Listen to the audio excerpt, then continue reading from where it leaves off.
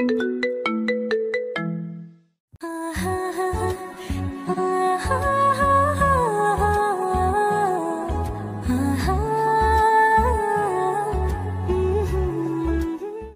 আমি রেগেই আছি। আপনি সত্যিই বলেছেন। আমার ক্লাসমেট নীল, ওকে তো আপনি চেনেন। ওই ছেলেটা অভদ্র আর অসভ্য একটা ছেলে। আমি ওর বিরুদ্ধে কমপ্লেন করতে এসেছি। আরে, এসব তুমি কি বলছো নীল? কখনো অসভ্য আর অভদ্র হতেই পারে না। নীল যথেষ্ট ভদ্র একটা ছেলে। ভার্সিটি ক্যাম্পাসে তার যথেষ্ট সুনাম রয়েছে। কলেজের স্টুডেন্টদের মধ্যে কেউ এখনো নীলের বিরুদ্ধে কোনো অভিযোগ করেনি। আর তুমি কিনা বলছো নীল অসভ্য? এমনটা হতেই পারে না। তুমি হয়তো ভুল কিছু দেখেছো বা ভুল কিছু শুনেছো। স্যার, আমি ভুল কেন দেখতে যাব? আর ভুল কেনই বা শুনতে যাব? আমি আমার নিজের সঙ্গে ঘটে যাওয়া ঘটনাটার কথা বলছি। নীল আমার সঙ্গে অভদ্রতা করেছে, তাই আমি আপনার কাছে ওর নামে কমপ্লেন করতে এসেছি। সে আমাকে প্রেমের প্রস্তাব দিতে চায়। নেহার এই কথা শুনে প্রিন্সিপাল স্যার মুখ নিচু করে মুচকি মুচকি হাসছিলেন আর নেহাকে বললেন, সে তোমাকে প্রেমের প্রস্তাব দিতে চায়, এটা তো খারাপ কিছু নয়। সুন্দর জিনিসের প্রতি সবার আকর্ষণ থাকে, এটাই স্বাভাবিক। আর লোহার কাছে চুম্বককে রাখতে হলে লোহা সেটাকে আকর্ষণ করবে, এটাও স্বাভাবিক। তাই আমি মনে করি নীল তোমাকে প্রেমের প্রস্তাব দেওয়াতে সেরকম কোনো অপরাধ হয়নি। স্যার, আপনি কিন্তু আমার বাবার ক্ষমতা সম্পর্কে ভুলে যাবেন না। আমার বাবা এই এলাকার চেয়ারম্যান। আমি চাইলেই কিন্তু আপনাকে এই এলাকা থেকে সরিয়ে দিতে পারি। তাই আপনার যা বলার চিন্তা ভাবনা করেই বলবেন। হ্যাঁ, আমি খুব ভালো করেই জানি তোমার বাবা এই এলাকার চলমান চেয়ারম্যান। তাই তোমরা চাইলে যা ইচ্ছা তাই করতে পারো। কিন্তু একটা কথা ভুলে যেও না নীল, নীল কিন্তু ফেলে দেওয়ার মতো ছেলে নয়। তার বাবারও কিন্তু যথেষ্ট অর্থ সম্পদ আর ক্ষমতা রয়েছে। সেও কিন্তু চাইলে ক্ষমতার বড়াই দেখাতে পারে। কিন্তু সে ভার্সিটিতে এসে আর পাঁচটা সাধারণ ছেলেমেয়ের মতোই চলাফেরা করে। আশা করব তুমি এই বিষয়টা মাথায় রাখবে। ও আচ্ছা, বুঝতে পেরেছি। এইভাবে কাজ হবে না। তাহলে বিষয়টা আমার বাবার কান পর্যন্ত পৌঁছাতে হবে।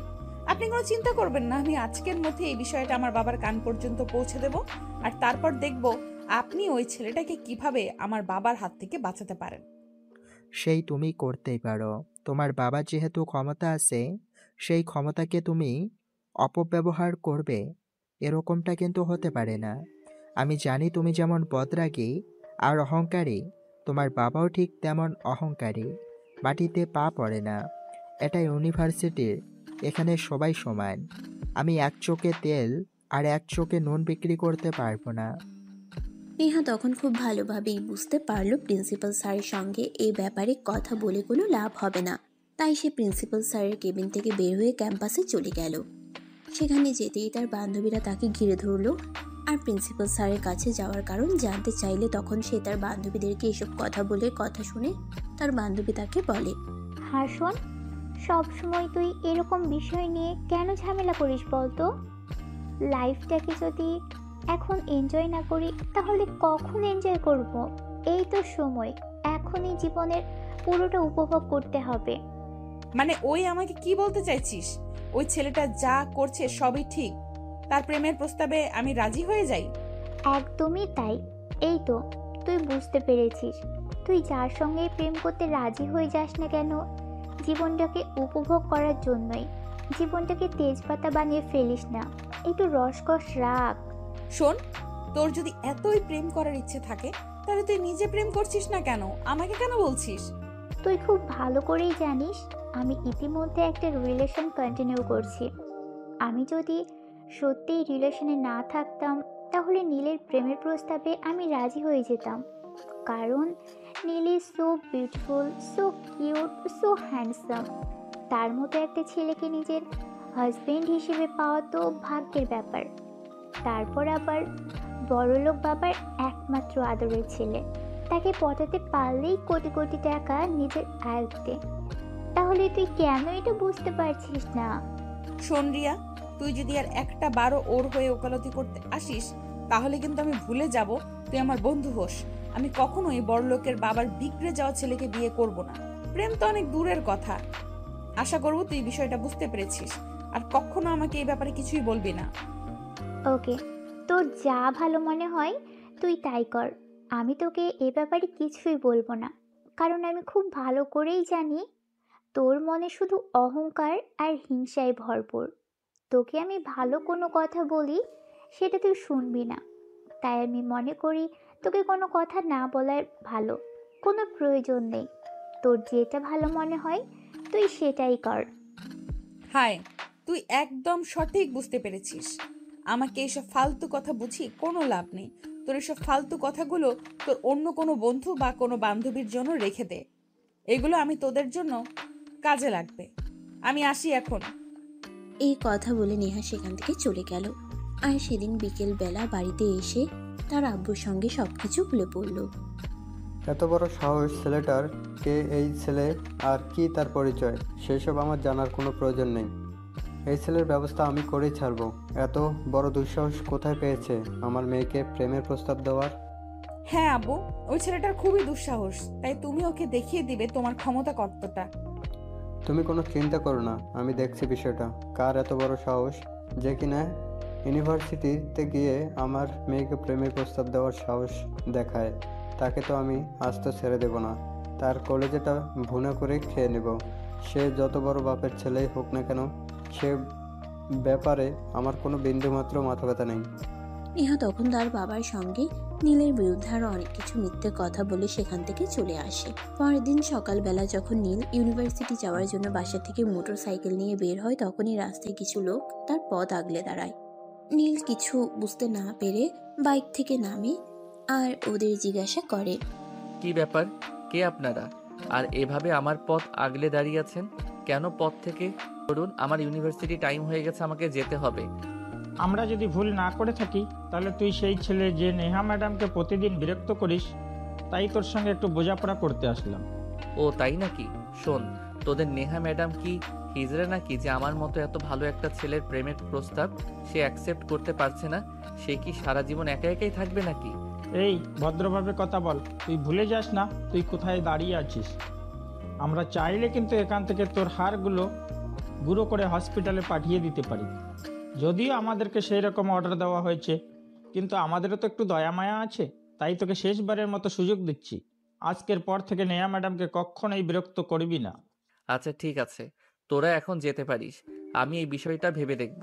আমি আমার ভালোবাসাকে নিজের করে নেব নাকি ছেড়ে দেব।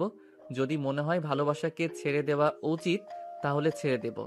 আর যদি মনে হয় নিজের ভালোবাসাকে নিজের করেই রাখা উচিত তাহলে যা করতে হয় তাই করব। তোর যা ভালো মনে হয় তাই করিস, কিন্তু শেষবারের মতো বলে দিচ্ছি, তোকে ছাড়া নেহা ম্যাডামের আশেপাশে কোনোদিন দেখা না যায়। তোর ছায়াও যেন নেহা ম্যাডামের আশেপাশে কোনোদিন দেখা না যায়। আর যত দূরত্ব সম্ভব এই ইউনিভার্সিটি ছেড়ে চলে যা, এটাই তোর জন্য বেটার হবে। কারণ তুই জানিস না নেহা ম্যাডাম আর তার বাবার সম্পর্কে। শোন, বউ হলো ভালোবাসার জিনিস, বউকে ভালোবাসা দিলে সব কিছুই পাওয়া যায়। আর শ্বশুরবাড়ির মানুষজন দিয়ে কি করি? আমার বউ যদি ভালো হয় তাহলে শ্বশুরবাড়ির কোনো প্রয়োজন আমার নেই। এই বলে নীল সেখান থেকে বাইক স্টার্ট করে সোজা ইউনিভার্সিটিতে চলে আসলো। ইউনিভার্সিটি আসতেই সে দেখতে পেল নেহা ভার্সিটির ক্যাম্পাসের এক কোণে চুপচাপ বসে আছে। তখনই নীল সেখানে গিয়ে তার সামনে দাঁড়ালো আর বলল, hi sweeter, how are you? তুই এখানে আসলে কি করে? রাস্তায় কি কারোর সঙ্গে দেখা হয়নি? হ্যাঁ, আমার লক্ষ্মী হবু বউটা দেখা হয়েছিল তোমার সাঙ্গপাঙ্গদের সঙ্গে। ওদেরকে আমি বুঝিয়ে দিয়ে এসেছি তা আমি আমার ভালোবাসার মানুষটার সঙ্গে থাকবো। তারা যতই ভয় দেখাক আমি আমার ভালোবাসার মানুষকে ছেড়ে যাব না, কারণ I will really love you.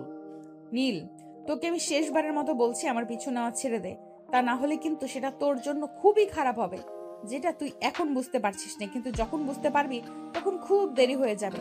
তখন কিন্তু আফসোস করে কোনো লাভ হবে না। ডার্লিং, ভয় আমাকে দেখিও না, কারণ আমি ভয় পাই না। ভয় কেন পাবো আমি? আমার কিসের কমতি আছে যার কারণে তুমি আমায় অ্যাভয়েড করতে পারো? আর তোমারই বা কিসের কমতি আছে যার কারণে তুমি নিজেকে এভাবে গুটিয়ে রাখার চেষ্টা করো? তুমি তো একটা সম্পূর্ণ মেয়ে, আর একটা মেয়ে তো একটা ছেলের প্রতি আকর্ষণ থাকবে, সেটাই স্বাভাবিক। কিন্তু তোমার ক্ষেত্রে তা কেন নয়? তুই আমার চোখের সামনে থেকে যাবি নাকি যাবি না সেটাই আমাকে বল। আমার কিন্তু এখন মেজাজ একদমই খারাপ হয়ে যাচ্ছে। আরে ডার্লিং, সকালবেলা ভার্সিটিতে এসে তোমাকে একা একা দেখতে এলাম, তাই তো তোমার সঙ্গে একটু রঙ্গ রসের আলাপ করতে এলাম। আর এখন কি না তুমি আমাকে মেজাজ দেখাচ্ছ? হবু জামাইকে কেউ এভাবে মেজাজ দেখায়? নীলের এরকম কথাগুলো নেহা নিতে পারছিল না, কারণ সে শর্ট টেম্পারেচারের, মানে অল্পতে রেগে যায়। তাকে কেউ স্বাভাবিক কোনো একটা কথা বললেও তার মেজাজ খুব বেশি গরম হয়ে যায়। তাই সে সেখান থেকে উঠে দাঁড়ায় আর নীলের গালে ঠাস ঠাস করে কয়েকটা চড় মেরে বলল, এই, তোর কি লজ্জা বলতে জিনিসটাই নেই নাকি? তোকে আমি কতবার বলছি তুই আমার চোখের সামনে দাঁড়াবি না। আমি তোকে সহ্য করতে পারি না। তুই কেন বুঝতে পারছিস না? তোকে কোন মাটি দিয়ে তৈরি করে দিচ্ছে যেখানে লজ্জার ছিটে ফোঁটা পর্যন্ত নেই? তোমাকে যেই মাটি দিয়ে তৈরি করেছে, আমাকেও আল্লাহ পাকের রাব্বুল আলামিন সেই মাটি দিয়ে তৈরি করেছে। কারণ তুমি রাগী আর আমি তোমার ভালোবাসার কাঙালি। তোমায় ভালোবাসি প্রিয়সী। কেন তুমি বুঝতে পারো না তোমায় খুব ভালোবাসতে চাই? এই বলে নীল তখনই হুট করে নেহার গালে একটা কিস বসিয়ে দিল। নেহা তোর আগে একদম গজগজ করতে থাকলো। সে কি করবে কিছুই ভেবে পাচ্ছে না। তার আগে যেন নিজের চুল নিজেই ছিঁড়তে ইচ্ছে করছে। তাই সে নীলকে বলে, আমি বুঝতে পেরেছি, এইভাবে কাজ হবে না। তুই আমার পিছু নেওয়া ছাড়বি না। তাহলে এই কথা মনে রাখ, এই যে আমি এখন এবং এই মুহূর্তে ভার্সিটি ছেড়ে চলে যাচ্ছি, আর আজকের পর কখনো তোর সামনেই আসবো না। তখন আমি দেখবো তুই কি করে আমায় বিরক্ত করতে পারিস। আমি আজকে অন্য কোথাও চলে যাওয়ার ব্যবস্থা করছি। সেটা তুমি চাইলেও করতে পারবে না ডার্লিং। তুমি যেখানেই যাও না কেন আমি তোমার পিছু পিছু যাবই। কারণ আমি তোমায় ভালোবাসি। তোমায় একা ছেড়ে দিয়ে কি করি বলো? মুফাল্লা, তুমি রক্ষা করো এই আপদটার হাত থেকে আমাকে। আমি আর একে সহ্য করতে পারছি না। প্লিজ আল্লাহ, তুমি আমায় উদ্ধার করো এর থেকে। এই বলে নেহা সেখান থেকে সোজা বের হয়ে বাসায় চলে আসলো। তাকে এই অসময়ে বাসায় দেখতে পেয়ে তার আব্বু জিজ্ঞাসা করে, কি ব্যাপার নেহা, কি হয়েছে? আমি তো তোমার আম্মুর কাছে শুনলাম তুমি একটু আগেই ইউনিভার্সিটিতে গিয়েছিলে, কিন্তু এখনই ফিরে আসলে কেন? কোনো সমস্যা হয়েছে নাকি? আব্বু, আমি আর ইউনিভার্সিটিতে পড়াশোনা করব না। আমাকে তুমি অন্য কোথাও ভর্তি করানোর ব্যবস্থা করো। এখানে আমার পড়াশোনা করতে একটুও ভালো লাগছে না। কিন্তু মামুনি, এভাবে বললে তো হয় না। এখন বছরের মাঝামাঝি সময়, এখন তো কোনো ইউনিভার্সিটিতে ভর্তি নেবে না। তাই এই কয়টা দিন তোমার এই ইউনিভার্সিটিতেই পড়াশোনা করতে হবে। তারপর যা হয় দেখা যাবে। উফ আল্লাহ, আমি আর সহ্য করতে পারছি না। আচ্ছা ঠিক আছে, তাহলে তুমি প্রিন্সিপাল স্যারের সাথে কথা বলো আর আমাকে বাড়িতে রেখে পড়াশোনা করানোর ব্যবস্থা করো। কারণ আমি আর এই ইউনিভার্সিটিতে কোনোভাবেই যাব না। এখানে গেলেই নীল সারাক্ষণ আমাকে বিরক্ত করবে, আর এগুলো আমি সহ্য করতে পারছি না। আচ্ছা ঠিক আছে, কোনো সমস্যা নেই। আমি আগামীকালকে তোমার ইউনিভার্সিটিতে যাব আর প্রিন্সিপাল স্যারের সঙ্গে এই ব্যাপারে কথা বলবো। প্রয়োজন হলে এই ছেলেকে সঙ্গে আমি নিজে কথা বলবো। দেখে নিতে চাই তার কত বড় বুকের পাঠা, যে কিনা আমার মেয়েকে বিরক্ত করে। একজন রানিং চেয়ারম্যানের মেয়েকে বিরক্ত করার ফল কি হতে পারে সেটা হয়তো তারা জানা নেই। তুমি তো শুধু নিজের মুখেই বলছো, কিন্তু নিজের ক্ষমতার তো একটুও প্রয়োগ করছো না। কারণ আজকে যে ছেলেগুলোকে ওকে সাইজ করার জন্য পাঠিয়েছিলে, ওরা যদি নিজেদের ক্ষমতা দেখাতো, তাহলে কি নীল এতটা সাহস হতো যে আজকেও সে আমার সঙ্গে এসব অসভ্যতামি করতো? ওরা তো আমার কাছে এসে বলল তারা নাকি ছেলেটাকে মেরে হাত পা একদম ভেঙে দিয়েছে।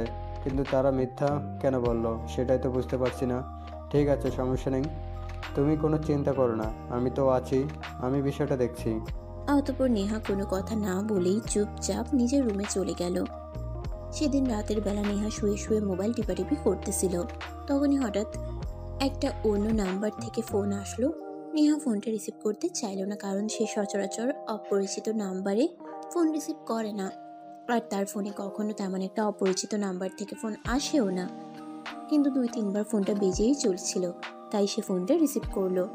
কি ব্যাপার ডার্লিং, সেই কখন থেকে ফোন দিচ্ছি, তুমি আমার ফোন তুলছো না কেন? নাকি অভিমান করে আছো? এক্সকিউজ মি মিস্টার, কে আপনি? আর এরকম ভুলভাল বকছেন কেন? আপনি কাকে ফোন করেছেন? উফ ডার্লিং, আমি এতক্ষণ ধরে তোমার সঙ্গে কথা বলছি আর তুমি আমার কণ্ঠ শুনে বুঝতে পারছো না আমি কে আর কোথা থেকে বলছি? এতক্ষণে বুঝতে পেরেছি। বল, তুই আমাকে কেন ফোন করেছিস আর আমার নাম্বার কোথায় পেয়েছিস? তাছাড়া এত রাতে আমাকে ফোন করার দুঃসাহস তোকে কে দিল যে তুই আমার পারমিশন ছাড়াই আমার নাম্বারে ফোন করেছিস? আরে ডার্লিং, আন্ডারস্ট্যান্ড, ভালোবাসার মানুষকে ফোন করতে অনুমতির প্রয়োজন হয় না। ভালোবাসার মানুষকে প্রয়োজন ছাড়া অনুমতি ছাড়াই ফোন করা যায়। তাছাড়া তুমি আজ সকালে যেভাবে আমার সঙ্গে রাগ দেখিয়ে ভার্সিটি থেকে চলে গেলে, আমি তো ভেবেছিলাম তুমি মনে হয় আমার ফোন ধরবে না, কিন্তু ভাগ্যক্রমে তুমি আমার ফোনটা রিসিভ করেছো। কিন্তু আজকের পর থেকে তুই কখনোই আমাকে ফোন দিতে পারবি না, কারণ আমি সিমটাই চেঞ্জ করে ফেলবো। আমি জানি নাম্বারটা তোকে কে দিয়েছে, তাই। আর আজকের পর থেকে তুই আমার সঙ্গে কোনো যোগাযোগ করতে পারবি না। আরে ডার্লিং, তুমি আমাকে যতটা বোকা ভাবো আমি কিন্তু ততটাও বোকা নই। তুমি কয়টা সিম চেঞ্জ করবে, আমি ঠিক তোমার নাম্বার জোগাড় করে ফেলবো একদিনের মধ্যে। এটা আমি তোমাকে চ্যালেঞ্জ করলাম। ঠিক আছে, আমি আজ এখন এই মুহূর্তে তোকে চ্যালেঞ্জ করলাম। আগামীকাল থেকে তুই এই নাম্বারে আমাকে পাবি না। আমি এখনই সিমটা অফ করব আর আগামীকালকেই নতুন একটা সিম কিনবো। তুই যদি আগামীকাল রাত 10টার মধ্যে আমায় ফোন করতে পারিস, তাহলে আমি মেনে নিব তুই আমার চাইতে অনেক বুদ্ধিমান। আর যদি তুই আমাকে ফোন করতে না পারিস, তাহলে তুই কোনোদিন আমার সামনে দাঁড়াতে পারবি না। ঠিক আছে ম্যাডাম, চ্যালেঞ্জ অ্যাকসেপ্টেড। আর যদি আমি আপনাকে ফোনটা করতে পারি, তাহলে কিন্তু আমার প্রপোজাল আপনাকে অ্যাকসেপ্ট করতে হবে। ওকে, ঠিক আছে, আমিও তোর চ্যালেঞ্জ অ্যাকসেপ্ট করলাম। আমি যে নাম্বারটা নতুন কিনবো সেই নাম্বারে কিন্তু তোকে আমায় ফোন করতে হবে, কথাটা মাথায় রাখিস। এই কথা বলে নেহা ফোনটা কেটে দিল আর সঙ্গে সঙ্গে মোবাইল থেকে সিমটা বের করে ভেঙে ফেললো আর তারপর ঘুমিয়ে পড়লো। পরের দিন সকালবেলা ঘুম থেকে উঠে সে নাস্তা করলো আর তারপর একটু বাইরে হাঁটতে গেল। অপরদিকে নীল ঘুম থেকে উঠে ফ্রেশ হয়ে নাস্তা করে ভার্সিটিতে চলে গেল। ভার্সিটিতে এসে নেহাকে কোথাও দেখতে পেল না। সে তার বন্ধুদের কাছে নেহার খোঁজ করছিল, কিন্তু কেউ নেহার কথা বলতে পারছিল না। তখনই হঠাৎ ভার্সিটির ক্যাম্পাসে একটা বড় গাড়ি আসতে দেখলো। সে মনে মনে ভাবলো এই গাড়িতে হয়তো নেহা এসেছে, তাই দৌড়ে সেখানে গেল সে। আর তখনই দেখতে পেল গাড়ি থেকে মধ্যবয়স্ক একজন ভদ্রলোক বের হচ্ছে। সে তখন সেখান থেকে চলে আসতে চাইছিল, তখনই ওই ভদ্রলোক তাকে উদ্দেশ্য করে বলে, এই ছেলে, তুমি কে? এই ইউনিভার্সিটিতে পড়াশোনা করো? হ্যাঁ আঙ্কেল, আমি এই ইউনিভার্সিটিতেই পড়াশোনা করি, কিন্তু আপনি কে? আপনাকে তো ঠিক চিনলাম না। আমাকে চেনবার কথাও নয়, কারণ আমি তো আজকের আগে কখনো ইউনিভার্সিটিতে আসিনি। যাই হোক, তোমাকে একটা কথা জিজ্ঞাসা করার ছিল। ফার্স্ট ইয়ারের নীল নামে কাউকে চেনো? হ্যাঁ আঙ্কেল, চিনি, কিন্তু আপনি কে? আপনাকে তো চিনলাম না। আর নীলের সঙ্গে আপনার কি প্রয়োজন সেটা জানতে পারি? শোনো ছেলে, আমি তোমার চাইতে বয়সে বড়, তাই আমাকে প্রশ্ন করা থেকে বিরত থাকো। তুমি যদি ওই ছেলেটাকে চিনে থাকো তাহলে তাকে একটু ডেকে দাও, আমি তার সঙ্গে কথা বলতে চাই। I am sorry to say uncle, আমি নীল। বলুন আপনি কি বলবেন।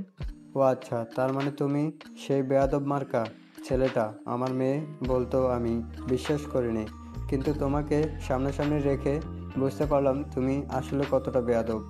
ও শ্বশুর মশাই, নিজের হবু জামাইকে এভাবে বলতে হয় না। জামাইকে আদর করে ভালোবেসে বুঝিয়ে বলতে হয়। এতক্ষণে আমি বুঝতে পেরেছি তুই কত নম্বরের বেয়াদব। আসলে আমার মেয়ে একদম ঠিক কথাই বলেছিল, তুই সোজা কথায় মানুষ না, সোজা কথায় তোকে কাজ হয় না, তোর জন্য অন্য ব্যবস্থা করতে হবে। তুই কোনো চিন্তা করিস না, তোকে আমি আজকে ইউনিভার্সিটি থেকে প্রপারলি বের করে দেওয়ার বন্দোবস্ত করছি। শ্বশুর মশাই প্লিজ আপনি শান্ত হন, এত উত্তেজিত হবেন না। এত উত্তেজিত হওয়া ভালো নয়, আপনার ব্লাড প্রেশার বেড়ে যাবে। ঠান্ডা হন, আমি আপনার জন্য একটু চা নাস্তার ব্যবস্থা করি। বিয়ে বাড়িতে না আসেন, অন্তত হবু জামাইয়ের সঙ্গে দেখা করতে এসেছেন, একটু আদর আপ্যায়ন তো করতেই হবে। তোর সঙ্গে আমি এখানে কথা বলবো না, চল প্রিন্সিপালের রুমে, আমি তোর সঙ্গে সেখানেই কথা বলতে চাই। এই বলে নেহার আব্বু নীলের শার্টের কলার ধরে টানতে টানতে প্রিন্সিপালের কেবিনে নিয়ে আসলো। এটা দেখে প্রিন্সিপাল তো একদম অবাকের চূড়ান্ত সীমানায় পৌঁছে গিয়ে নেহার আব্বুকে বলে, আরে চেয়ারম্যান সাহেব, এটা আপনি কি করছেন? আপনি এক্ষুনি ওই ছেলেটার শার্টের কলার ছেড়ে দেন। কেন, এই ছেলেকে আর কি তার পরিচয় যে আমাকে এক্ষুনি তার শার্টের কলার ছেড়ে দিতে হবে? জানলে সে কত বড় বেয়াদবি করেছে আমার মেয়েকে প্রেমের প্রস্তাব দেওয়ায় মতো দুঃসাহস রেখে দেখিয়েছিল। আপনি আগে নীলের শার্টের কলার ছাড়েন, তারপর আমি আপনার সঙ্গে কথা বলছি। প্লিজ ও শার্টের কলার ছাড়েন, তা না হলে কিন্তু আপনার চেয়ারম্যান পদটাও থাকবে না বলে দিলাম। নেহার আব্বু তখন কোনো রকমে নীলের শার্টের কলারটা ছেড়ে দিল আর তারপর প্রিন্সিপাল স্যারকে বলল, হ্যাঁ, আবার বলুন কে এই ছেলে? আর কি তার পরিচয়? আর কি এমন মহান পরিচয় যার কারণে সে আমার মেয়েকে প্রেমের প্রস্তাব দেওয়ার মতো দুঃসাহস সে দেখাতে পারে? এ হলো নীল।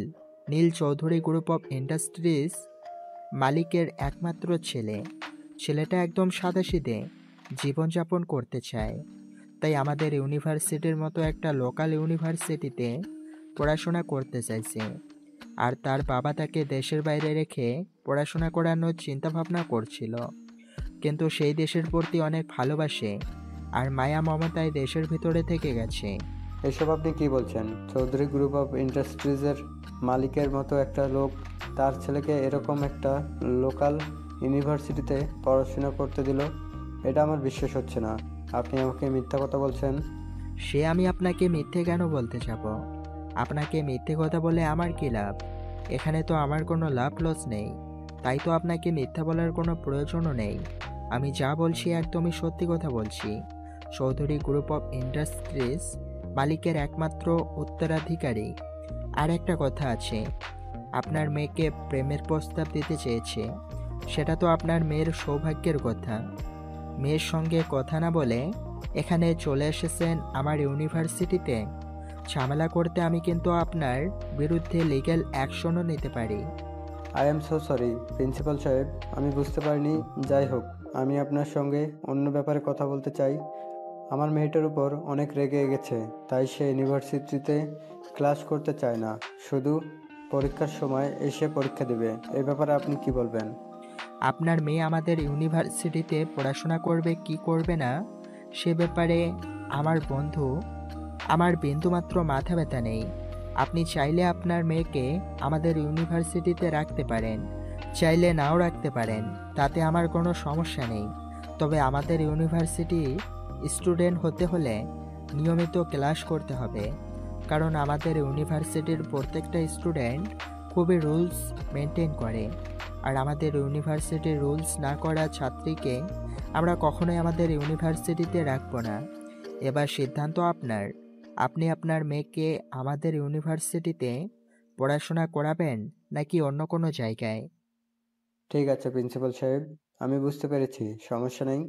আমি বাসায় গিয়ে আজকেই আমার মেয়ের সঙ্গে কথা বলবো, তারপর দেখি কি হয়। আর নীল, আই অ্যাম সরি, আমি আসলে তোমাকে চিনতে পারিনি। সরি বলার কিছুই নেই শ্বশুর মশাই। আমি আপনার হবু জামাই, আর হবু জামাইয়ের সঙ্গে সরি বলতে হয় না। আমি তো আপনার সন্তানের মতোই। যাই হোক, বাসায় গিয়ে আমার বউটাকে একটু বুঝিয়ে বলবেন সে যেন আমার প্রস্তাবে রাজি হয়ে যায়। আমার আবার পছন্দের জিনিসটাকে না পাওয়ার অভ্যাস নাই। ঠিক আছে বাবা, কোনো সমস্যা নেই। আমি বাসায় গিয়ে নেহার সঙ্গে কথা বলবো, আর ওকে বলবো তোমার প্রস্তাবে রাজি হয়ে যেতে, তোমার সঙ্গে সম্পর্ক যেতে, আর তোমার বাবাকে আমার সালাম দিও। ঠিক আছে শ্বশুর মশাই, ভালো থাকবেন। আর আমার বউটার প্রতি একটু খেয়াল রাখবেন যেন অন্য কোনো ছেলের সঙ্গে পালিয়ে না যায়, কারণ বউটাকে আমি খুব ভালোবাসি। অতঃপর নেহার আব্বু সেখান থেকে বের হয়ে সোজা বাসায় চলে গেল। বাসায় যেতেই নেহা তার আব্বুকে জিজ্ঞাসা করলো, কি ব্যাপার আব্বু, তুমি প্রিন্সিপাল স্যারের সঙ্গে কথা বলেছো আর ওই বদমাইশ ছেলেটাকে ভার্সিটি থেকে বের করার বন্দোবস্ত করেছো? মামনি, তুমি একটু ঠান্ডা হও, নিজের মাথাটা ঠান্ডা করো। আমি তোমার সঙ্গে বসে কিছু কথা বলতে চাই, প্লিজ তুমি নিজেকে শান্ত করো। আব্বু, আমি নিজেকে পরে শান্ত করব। তার আগে তুমি আমাকে এটা বলো যে নীলকে তুমি ভার্সিটি থেকে বের করে দেওয়ার বন্দোবস্ত করে এসেছো কি না? আরে আমি তোমাকে বলেছি তুমি নিজেকে শান্ত করো, তারপর আমি তোমার সঙ্গে কথা বলছি, কিন্তু তুমি তো আমার কোনো কথা শুনছো না। বলতে তুমি আমাকে আরও কথা শুনিয়ে যাচ্ছ। আমি কি করে এসেছি আর কি করব সেটা আমি তোমাকে বলছি, কিন্তু তোমাকে যেটা বলেছি তুমি সেটা করো আগে। আচ্ছা ঠিক আছে, এই যে আমি শান্ত হয়ে বসলাম, এইবার তুমি আমাকে বলো ভার্সিটিতে কি হয়েছে। মামনি, তুমি ওই ছেলেটার প্রস্তাবে রাজি হয়ে যাও। আমি আসলে ওই ছেলেটার পরিচয় জানতাম না, না জেনেই তোমাকে কথাগুলো বলে ফেলেছিলাম, কিন্তু আজ আমি তোমার ইউনিভার্সিটিতে গিয়ে সব কিছু জেনে এসেছি। তাই আমি তোমাকে বাবা হিসাবে রিকোয়েস্ট করে বলছি, তুমি নীলের প্রেমের প্রস্তাবে রাজি হয়ে যাও। আর যদি পারো তাহলে তাকে যত দ্রুত সম্ভব তাকে বিয়ে করে নাও, তাহলে সেটা তোমার আর আমার দুজনের জন্যই খুবই ভালো হবে। আব্বু, আমি কিছুতেই বুঝতে পারছি না তোমার মাথার সমস্যা হয়েছে কিনা। তুমি জানো তুমি আমাকে কি বলছো? আমি এই ছেলেটাকে বিয়ে করব? কখনোই না, এটা আমার দ্বারা একেবারেই অসম্ভব। এই ছেলেটাকে বিয়ে করার কোনো প্রশ্নই ওঠে না। এইরকম অভদ্র অসভ্য ইতর বদমাইশ মার্কা ছেলেকে আমি কেন পৃথিবীর কোনো মেয়েই বিয়ে করবে বলে আমার মনে হয় না। তুমি নীলের সম্পর্কে কোনো কিছু জানো না বলেই এমন কিছু বলছো, কিন্তু তুমি কি জানো নীল চৌধুরী গ্রুপ অব ইন্ডাস্ট্রিজের মালিকের একমাত্র ছেলে। আমি আজকেই তার পরিচয় জানতে পেরেছি, তাই আমি তোমাকে বাবা হিসেবে রিকোয়েস্ট করে বলছি তুমি তাকে অ্যাকসেপ্ট করে নাও। তোমার কি মাথা খারাপ হয়ে গেছে? আমি এই ছেলেটাকে একসেপ্ট করব? কখনোই না। আমি আমার মতো একটা ছেলেকে বিয়ে করব, আর প্রয়োজন হলে অন্য চিন্তা ভাবনা করব, কিন্তু এই ছেলেটাকে আমি কোনোদিনই বিয়ে করব না। এই বলে নেহা তার আব্বুকে কোনো কথা বলার সুযোগ না দিয়ে সেখান থেকে চলে গেল। নেহার আব্বু ড্রয়িং রুমে বসে বসে চিন্তা করছিল যেভাবেই হোক মেয়েকে এই ছেলের পিছনে লাগাতেই হবে, কারণ ছেলের বাবার অনেক টাকা পয়সা আছে, এগুলো তো বিয়ের পর তার মেয়ের সম্পত্তি হবে। তাই নেহার বাবা ছিল খুব লোভী একজন মানুষ, তাই তো সে তার মেয়েকে নীলের পেছনে লেলিয়ে দেওয়ার চিন্তা করছিল। অপরদিকে নীল বাসায় ফিরে নেহার আব্বু নাম্বারে ফোন করলো। আসসালামু আলাইকুম, কি অবস্থা, কেমন আছেন? আর আমার বউটা কেমন আছে? ওয়ালাইকুম সালাম বাবা, এই তো আল্লাহর রহমতে ভালো আছি, আর তোমার বউটাও খুব ভালো আছে। কিন্তু সমস্যা হলো তোমার বউটাকে তোমার দেওয়া প্রস্তাবে রাজি করাতে পারছি না, কি করব বলো? শ্বশুর মশাই, আপনি প্রচেষ্টা চালিয়ে যান, আর আমি তো আছি। বউটাকে তো আমার প্রস্তাবে রাজি হতেই হবে, না হয়ে কোনো উপায় নেই। আর হ্যাঁ, আপনাকে একটা কথা বলি, আপনাকে তো আগামীকাল যেভাবেই হোক আমার বউটাকে ইউনিভার্সিটিতে পাঠিয়ে দেবেন। আমার আবার বউটাকে না দেখলে ভালো লাগে না। ঠিক আছে বাবা, তুমি কোনো চিন্তা করো না, আমি দেখছি কি করা যায়। কাল যেভাবে পারি ওকে আমি ইউনিভার্সিটিতে পাঠানোর ব্যবস্থা করছি। অতঃপর নীল ফোনটা কেটে দিল। এদিকে পরের দিন সকালবেলা তার মোবাইলে অ্যালার্ম দিয়ে ঘুমিয়েছিল, কিন্তু ফোন সাইলেন্ট থাকায় সে শুনতে পেল না, যার কারণে ঘুম থেকে উঠতে দেরি হয়ে গেল। সে ঘুম থেকে উঠে দেখতে পেল সকাল 10টার মধ্যে বাজে। সে নিজের রুম থেকেই চিৎকার শুরু করে দিল আর তার মাকে ডাকতে লাগলো। আম্মু, ওই আম্মু, কোথায় তুমি? সকাল 10টা বেজে গেছে, আমাকে ডাক দিলে না কেন? আমার তো ইউনিভার্সিটি যাওয়ার আছে, এখন আমি কখন যাব ইউনিভার্সিটিতে? আরে বাবা, আমি কি জানি তুই ইউনিভার্সিটি যাবি নাকি যাবি না? তুই তো প্রতিদিন সকালবেলা নিজে থেকেই ঘুম থেকে উঠে যাস, কিন্তু আজ কেন ঘুম থেকে উঠতে এত দেরি হলো? আমি তো ভাবলাম হয়তো তোর শরীর খারাপ করেছে, নয়তো ইউনিভার্সিটি বন্ধ, তাই তো তোকে আমি ডাকতে চাইনি। যাই হোক, এখন নিচে আয়, আমিও নাস্তা করিনি, তোকে সঙ্গে নিয়েই নাস্তা করব। আমি নাস্তা করতে পারবো না, আমার সময় নেই। আমাকে এক্ষুনি ইউনিভার্সিটি যেতে হবে। আমি ইউনিভার্সিটি না গেলে যে আমার প্রেয়সীর মুখটা দেখতে পারবো না, প্রেয়সীর মুখটা দেখতে না পারলে যে আমার একটুও ভালো লাগে না। আরে বাবা, তোর প্রেয়সীটা আবার কে? সে আবার কবে আসলো তোর জীবনে? সেটা তো আমি বললি না। তোমাকে বলার মতো সময় পেয়ে ওঠিনি, তাই বলা হয়নি। যাই হোক, এখন আমাকে কোনো প্রশ্ন করো না, আমাকে ইউনিভার্সিটি যেতে দাও। বাসায় ফিরে তোমাকে সব বলবো, এখন আমায় বিরক্ত করো না প্লিজ। অতঃপর নীল তার আম্মুকে আর কোনো কথা বলার সুযোগ না দিয়ে বিছানা থেকে নেমে সোজা ওয়াশরুমে চলে গেল। তারপর ফ্রেশ হয়ে এসে নাস্তা না করে বাসা থেকে বের হয়ে সোজা ইউনিভার্সিটি চলে গেল। ইউনিভার্সিটি এসে দেখতে পেল ক্লাস অলরেডি শুরু হয়ে গেছে। অপরদিকে নেহা কিন্তু অনেকক্ষণ আগেই ইউনিভার্সিটি চলে এসেছিল তার বাবার চাপে পড়ে। তার বাবা তাকে অনেক করে বুঝিয়েছিল আজ তাকে ইউনিভার্সিটি আসতেই হবে, তাই তো সে আসলো। আর ইউনিভার্সিটি এসে যখন নীলকে দেখতে না পেল তখন সে মনে মনে খুবই খুশি হলো। সে ভেবেছিল নীল হয়তো ইউনিভার্সিটিতে আসবে না, কিন্তু তার সেই আশায় জল ঢেলে দিয়ে তখনই নীল ক্লাসরুমে প্রবেশ করলো। কি ব্যাপার ডার্লিং, আমার শ্বশুরমশাই দেখি তোমাকে সত্যি সত্যি ইউনিভার্সিটি পাঠিয়ে দিল। তুমি কখন আসলে? আমি তো ভেবেছিলাম তুমি ইউনিভার্সিটিতে আসোনি, আমাকে বিরক্ত করতে আবার চলে এসেছো। কি করব প্রিয়সীটা বলো আমায়, আমি যে তোমাকে ছাড়া থাকতে পারি না। তোমায় না দেখলে আমার একটু ভালো লাগে না, তোমাকে না দেখলে আমার চোখের সামনে কি যেন একটা নাই নাই মনে হয়। খুব ভালোবেসে ফেলেছি যে তোমায়, আমার জীবনে তুমি না থাকলে যে কিছুই নেই।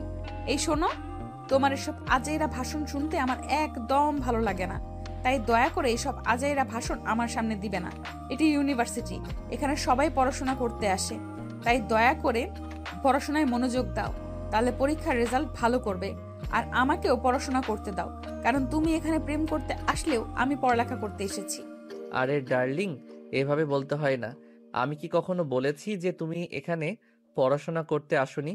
এখানে সবাই পড়াশোনা করতে আসে, কিন্তু পড়াশোনার ফাঁকে নিজের মনটাকেও তো একটু ভালো রাখা প্রয়োজন। আর ভালো রাখার জন্য ভালোবাসাটা খুবই প্রয়োজন। আমি তোমায় ভালোবাসি প্রিয়সী। তুমি এইভাবে আমায় ডিস্টার্ব করছো, সেটা কিন্তু এখনই আমি ক্লাস টিচারকে জানিয়ে দেব। ক্লাস করার সময় কোনো মেয়েকে ডিস্টার্ব করা একদমই কিন্তু ঠিক নয়। তুমি কি চাও আমি ক্লাস টিচারকে নোটিস করি? যেখানে প্রিন্সিপাল স্যারের কাছে নোটিশ করে কোনো লাভ হলো না, সেখানে কি না তুমি ক্লাস টিচারের কাছে আমার নামে নোটিশ করতে চাইছো? ক্লাস টিচার কি আমার বিচার করবে নাকি আমায় কিছু বলবে? কিছুই লাভ হবে না। উল্টে ক্লাসের সবাই তোমার আমার সম্পর্কের বিষয়টা জেনে যাবে। সেটা কি খুব ভালো হবে? তুমি নিজেই চিন্তা করো। ও নীল, তোমার কি একবারও মনে হচ্ছে না যা করছো একদম বেশি বেশি করে ফেলছো? এটা কিন্তু করা একদমই উচিত হচ্ছে না। ডার্লিং, তুমি কেন এমন করছো? কেন আমায় বুঝতে পারছো না? প্লিজ ডার্লিং, একটু তোমার হাতটা ধরতে দাও। তোমার হাতটা কিন্তু সেই নরম, আমার কিন্তু খুব ভালো লাগে। নেহা তখন নীলের কথার কোনো উত্তর না দিয়ে নিজের বইপত্র হাতে নিয়ে ক্লাসরুম থেকে বের হয়ে সোজা ক্লাসের বাইরে চলে গেল। ক্লাস টিচার বিষয়টা দেখতে পেয়েও না দেখার ভান করে রইল, কারণ ক্লাস টিচার বিষয়টা জানতো, তাই তিনি চেপে গেলেন। অপরদিকে ক্লাস শেষ হলে ইউনিভার্সিটির ক্যাম্পাসে আসলো আর নেহাকে বলল, কি ব্যাপার ডার্লিং, এভাবে ক্লাসরুম থেকে চলে আসলে কেন? এই নাও ক্লাসের নোটগুলো, ঠিক মতো পড়াশোনা করো। তোমাকে কিন্তু ভালো রেজাল্ট করতে হবে। তুমি চৌধুরী বাড়ির হবু বৌমা বলে কথা। ভালো রেজাল্ট না করলে কিন্তু আবার আমার বাবার মান ইজ্জত থাকবে না। তোর 14 গোষ্ঠীর মানিজ্যতের খাতায় আগুন। তুই কি ভেবেছিস আমি তোর গোষ্ঠীর মানিজ্যত নিয়ে চিন্তা করছি? তুই আমার চোখের সামনে থেকে দূর হয়ে যা। তোকে আমি সহ্য করতে পারি না, তারপরও কেন তুই আমায় বারবার বিরক্ত করিস? ওই যে ডার্লিং, তুমি আমাকে মেনে না নিলেও আমার শ্বশুর মশাই কিন্তু আমাকে মেনে নিয়েছে। তিনি কিন্তু আমাকে তোমাদের বাড়িতে ইনভাইট করেছে। আজ রাতে কিন্তু আমি আসছি। একদম না। তুই যদি আমাদের বাড়িতে আসিস তাহলে কিন্তু আমি তোর মাথা ফাটিয়ে ফেলবো, তোকে খুন করতে পারি, তার কিন্তু কোনো গ্যারান্টি নেই। তুই খুব ভালো করে জানিস আমার মেজাজ খারাপ হয়ে গেলে আমি কি করতে পারি। সে তোমার যা ইচ্ছা তুমি তাই করতে পারো। তুমি যদি নিজে নিজেই বিয়ের আগে বিধবা হতে চাও, তাহলে আমি কেন তোমাকে বাধা দেব? তোমার যা ইচ্ছে তুমি তাই করতে পারো। আমি কোনো ব্যাপারে তোমাকে কোনো বাধা দেব না। তোমার মন চাইলে বিয়েও করতে পারো, তাতেও আমার কোনো আপত্তি নেই। নীলের এসব ইয়ার্কি ফাজলামো কথাবার্তা শুনে মেজাজ ক্রমশ গরম হয়ে যাচ্ছিল। সে আর নিজেকে কোনোভাবেই কন্ট্রোল করতে পারছিল না। তখনই সে নীলের শার্টের কলার চেপে ধরে বলতে লাগলো, দেখ, আমি কিন্তু এক্ষুনি তোর মাথা ফাটিয়ে ফেলবো। আমার মেজাজ কিন্তু খুব গরম হয়ে যাচ্ছে। তুই ভাবতে পারছিস না আমি তোকে ঠিক কি করব। আরে ডার্লিং, উত্তেজিত কেন হচ্ছ? আমি তো তোমাকে বললাম তুমি চাইলে আমায় বিয়ে করতে পারো। আর এখন এই মুহূর্তে চাইলে আমায় একটা কিস করতে পারো। তোমার ওই নরম গোলাপি ঠোঁট দুটোর কিস খেতে আমার খুব ইচ্ছা করছে।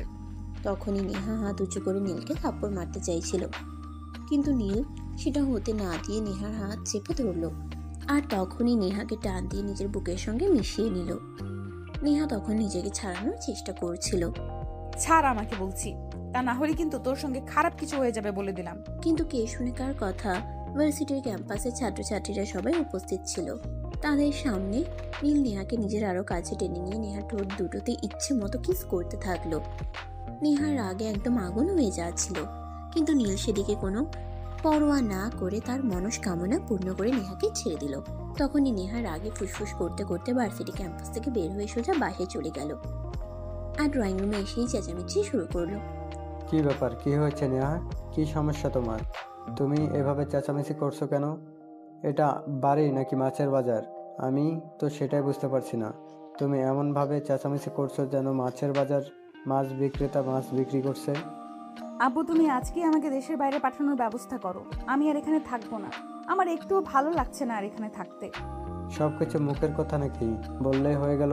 দেশের বাইরে যেতে হলে মিনিমাম কিছু কাজ করতে হয়, সেগুলো করতে একটু হলেও সময় লাগে। তুমি বললে আর হয়ে গেল, এরকমটা নয়। আমি কোনো কিছু জানি না আর জানতেও চাই না। আর কোনো কিছু জানার প্রয়োজন আছে বলেও আমি মনে করছি না। তোমাকে যেটা বলছি তুমি সেটাই করো। আমাকে আজকে দেশের বাইরে পাঠানোর ব্যবস্থা করো। আমি এখানে আর এক মুহূর্তও থাকবো না। ঠিক আছে, কোনো সমস্যা নেই, আমি দেখছি কি করা যায়। তুমি তোমার নিজের রুমে যাও আর নিজেকে একটু শান্ত করে, আমি বিকেলের মধ্যেই কিছু একটা ব্যবস্থা করছি। নেহা তখন আচ্ছা ঠিক আছে বলে নিজের রুমে চলে গেল আর অপরদিকে নেহার আব্বু তাদের বাড়ির কাজের লোককে ডেকে আনলো আর বলল, শোনো, তুমি এক্ষুনি নেয়ার খাবারের মধ্যে কড়া ঘুমের ওষুধ মিশিয়ে দাও যাতে আগামী 1 সপ্তাহে নেহার ঘুম না ভাঙে। স্যার, আপনি এসব কি বলছেন? আপনি নিয়া ম্যাডামকে ঘুমের ওষুধ দিতে বলছেন? কিন্তু কেন? আপনি জানেন ঘুমের ওষুধে শরীরের জন্য কতটা ক্ষতিকর? শোনো, আমি খুব ভালো করেই জানি কোনটা শরীরের জন্য ক্ষতিকর আর কোনটা মনের জন্য ক্ষতিকর। তাই আমাকে কোনো কিছু বোঝাতে এসো না। তোমাকে যেটা বলেছি তুমি সেটাই করো। তুমি এখনই নেহাকে দুপুরে খাবার দিয়ে আসবে আর ওখানেই ঘুমের ওষুধ মিশিয়ে দেবে। আচ্ছা, সব ঠিক আছে, কিন্তু এরকম করার কারণটা কি? আমি কিছুই বুঝতে পারলাম না। পৃথিবীর ইতিহাসে মনে হয় আপনিই প্রথম বাবা যে কিনা নিজের মেয়ের খাবারের মধ্যে ঘুমের ওষুধ মেশাতে বলছেন। তোমাকে আমি অত কিছু চিন্তা করতে বলিনি। তোমাকে যেটা বলেছি তুমি সেটাই করো। তুমি এখনই নেহাকে দুপুরে খাবারে দিয়ে আসো। আর আমি যা করেছি নেহার ভালোর জন্যই করেছি। একটা কথা মনে রেখো, বাবা কিন্তু কখনো সন্তানের খারাপ কিছু করে না। হ্যাঁ স্যার, সেই জন্যই তো আমি খুব বেশি অবাক হচ্ছি।